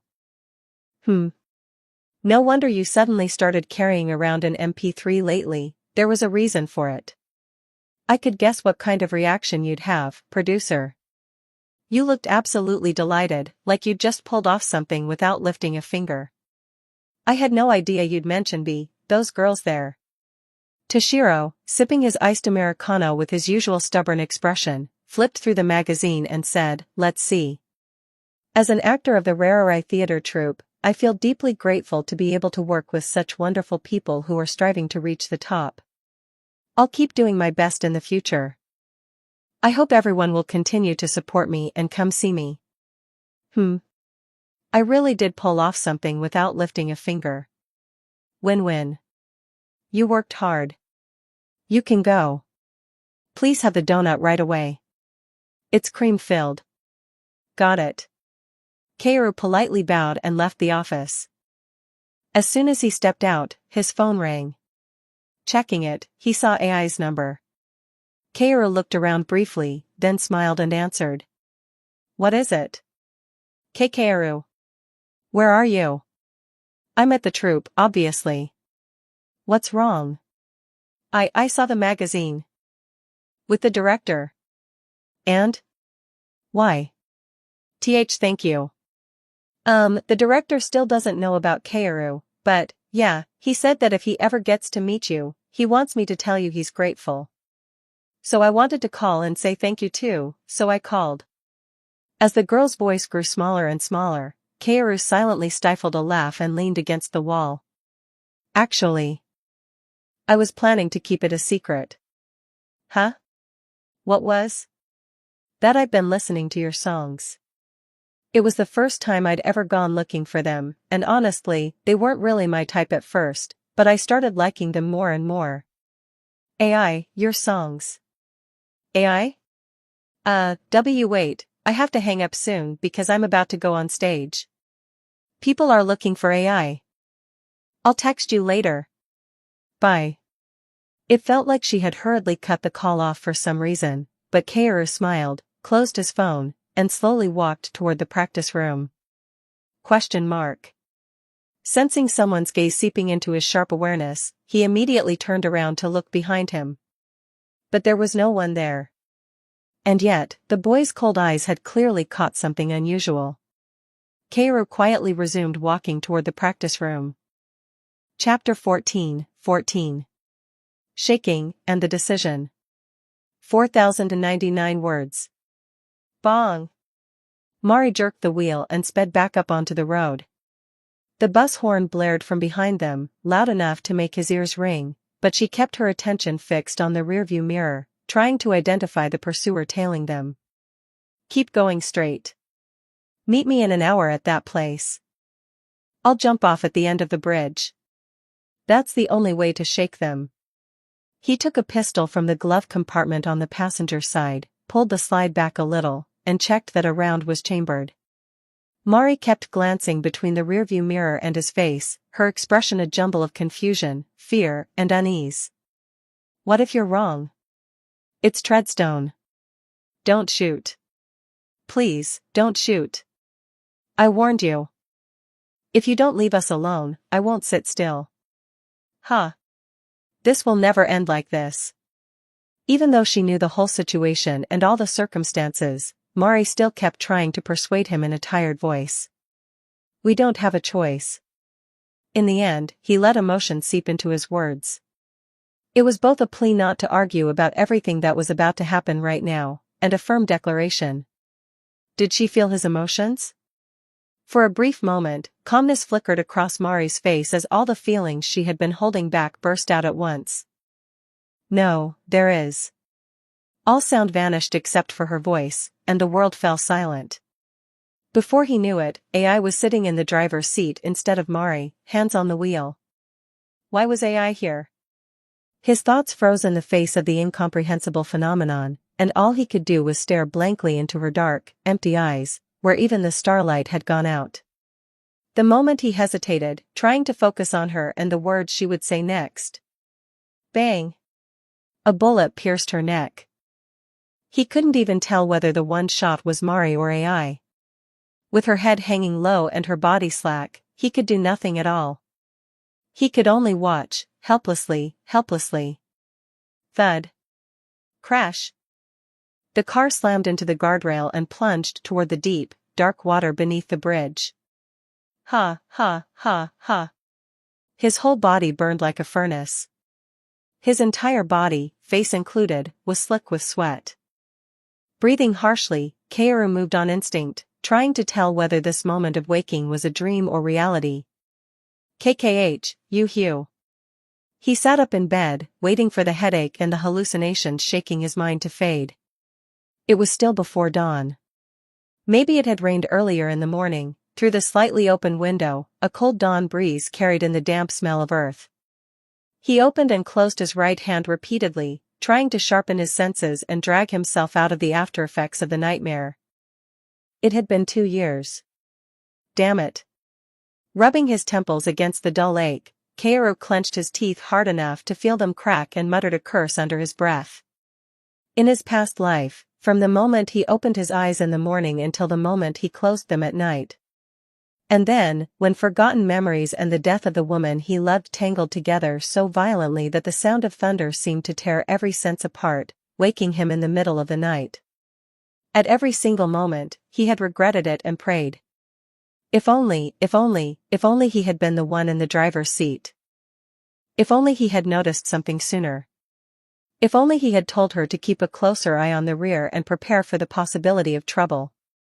If only, when they first met in Germany, he hadn't asked her for a ride and gotten into her car. When he lifted his bowed head.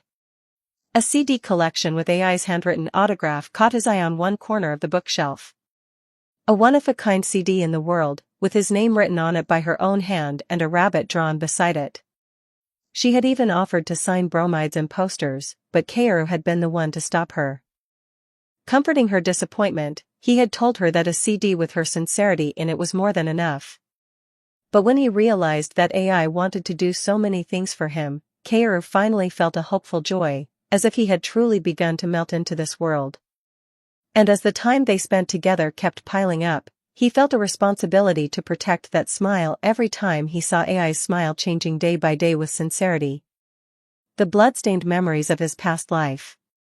This life, where he had nearly died pointlessly with his head shattered, unable to do anything. Recalling his own secret, fate, that he could never tell anyone, he resolved that no matter what trial came, no matter what sacrifice it took, he would protect the small happiness granted to Kaoru Kamiki in this everyday life. He had lived every moment with that vow in his heart. That was all. And yet, why had he dreamed of Mari turning into AI and looking at him like that? It was the first time. He had never experienced anything like it in either life, so he was utterly confused. Why now, after 2 years? Was it guilt, forgotten because he had been greedy enough to try to live an ordinary life? Or was it because he missed the dead woman? Was God refusing to forgive him for running away from that terrible sin? Or was it because, just like in his past life, he was afraid he would lose a precious person because of himself? He didn't know the reason, but it was definitely not a good sign.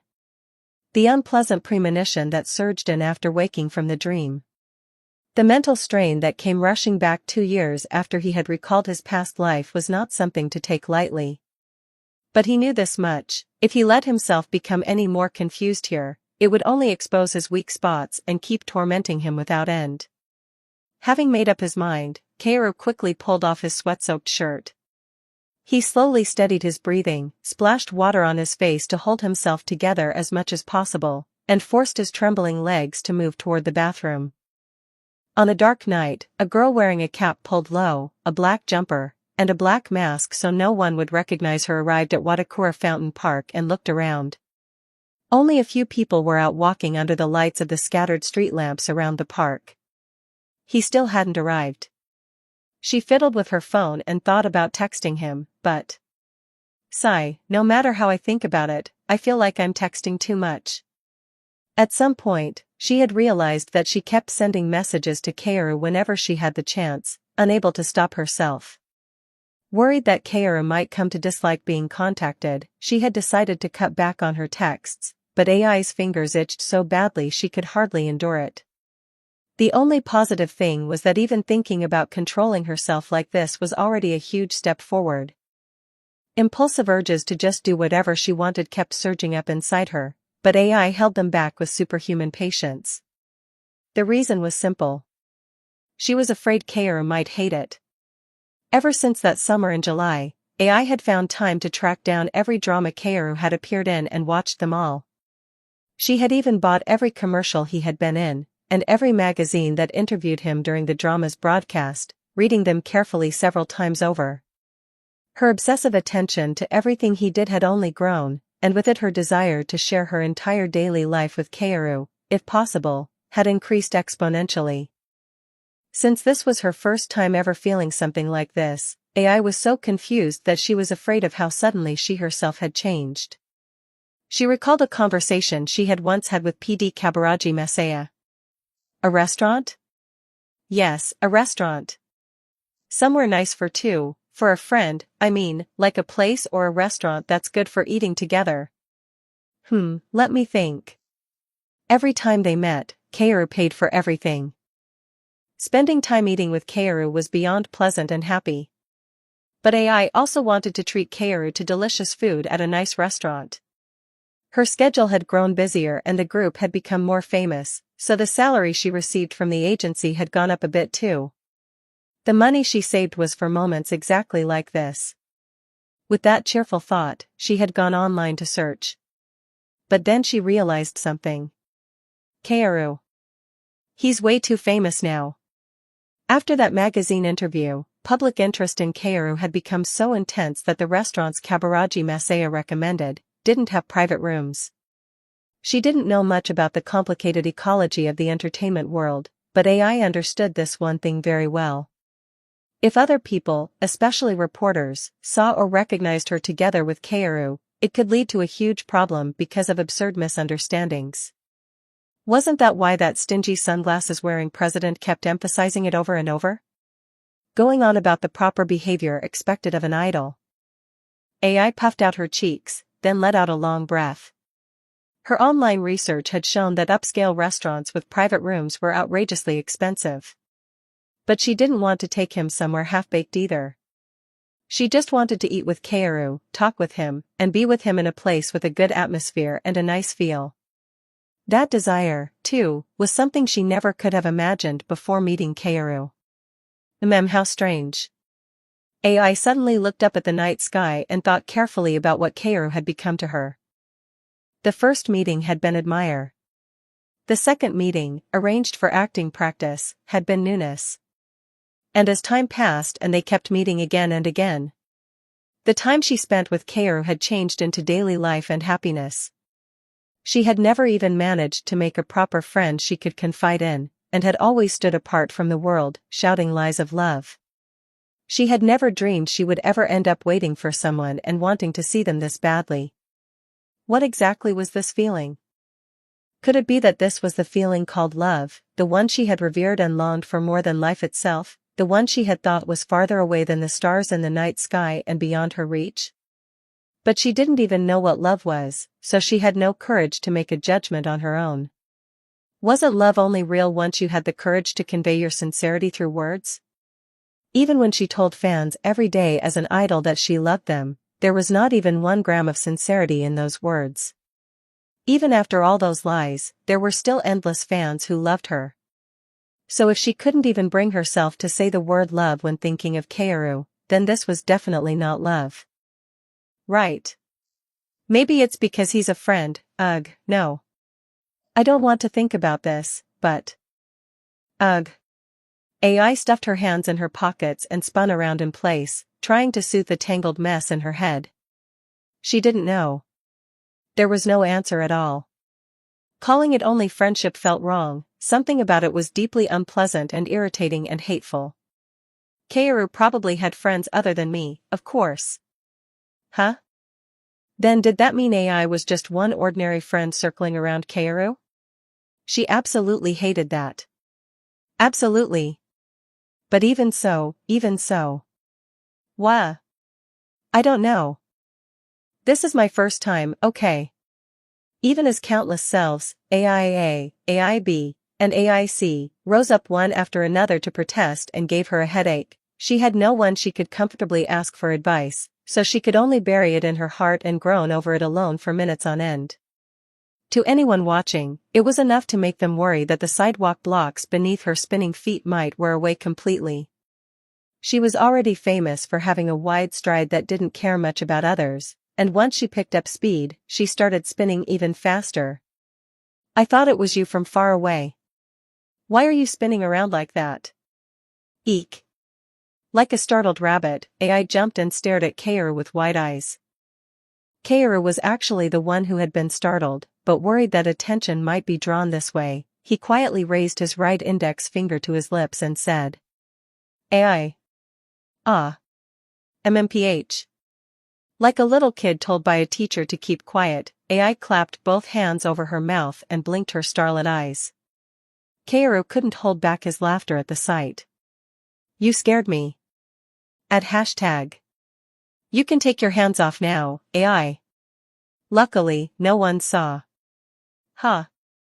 You were late, Kaoru. I've been waiting forever. Natural, familiar, intimate. Matching each other's pace, they began talking while enjoying their nighttime meeting. Sorry. Some foreign tourists kept asking me where the hotel was. Again. Kaoru, helping foreign people find their way is more important than your promise with AI, right? You knew I'd be waiting here the whole time, no matter how long it took. Ah, sorry. That was my bad. Cheer up. She folded her arms and glared at him with fierce starlit eyes, clearly full of things she wanted to say, but this utterly impossible girl suddenly broke into a grin, flashed a wink, and threw him a peace sign. Dumioru. Fooled you, didn't I? AI wasn't mad. I got a little lost on the way too. Huh. You've gotten pretty skilled at that. Striding forward with the famously long, inconsiderate steps she was known for, AI moved ahead of Kaoru and then walked backward to face him. The boy, who like her wore a cap, black mask, and even glasses with no lenses, lowered his mask slightly and smiled with a baby-like innocence at the corners of his mouth. Today, Kaoru really looks like a villain. Do I? As if mocking the fact that AI, who was only 151 centimeters tall, had such a wide stride, Kaoru took a long step with his long legs and quickly caught up to her. In an instant, the distance was closed. AI looked visibly flustered, turned back to face forward again, and shot him a thoroughly sulky glare. AI looks like a spy today, though. A spy? Zero Bond? James Bond. Same thing anyway, that means AI looks cool, right? Kaoru is, definitely the type who'd do all sorts of bad things, like a villain. Hee. Sure. I'll take that as a compliment. Because he was wearing a mask, his rotten smile didn't show, but a woman's instincts can sometimes be more destructive and sharper than a laser-guided missile. AI's starlit eyes sparkled as she looked at Kaoru. Those silent eyes seemed to pierce through the mask and read his expression clearly.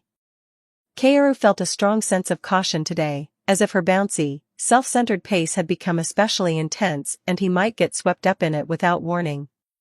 So the boy quickly spotted a light truck grilling takoyaki beyond the park and said, "Speaking of which, want me to buy you takoyaki?" "Kya." Once again reminded of the universal truth that women love delicious late-night snacks, Kaoru hurried after AI as she ran toward the takoyaki truck. Nom nom. A bench tucked deep in the park, where few people passed by. Before long, autumn had passed its peak and was slowly heading toward the end of the year. The night air was fairly chilly. Sniffling, AI was happily spending the moment, nibbling away at the still-hot takoyaki.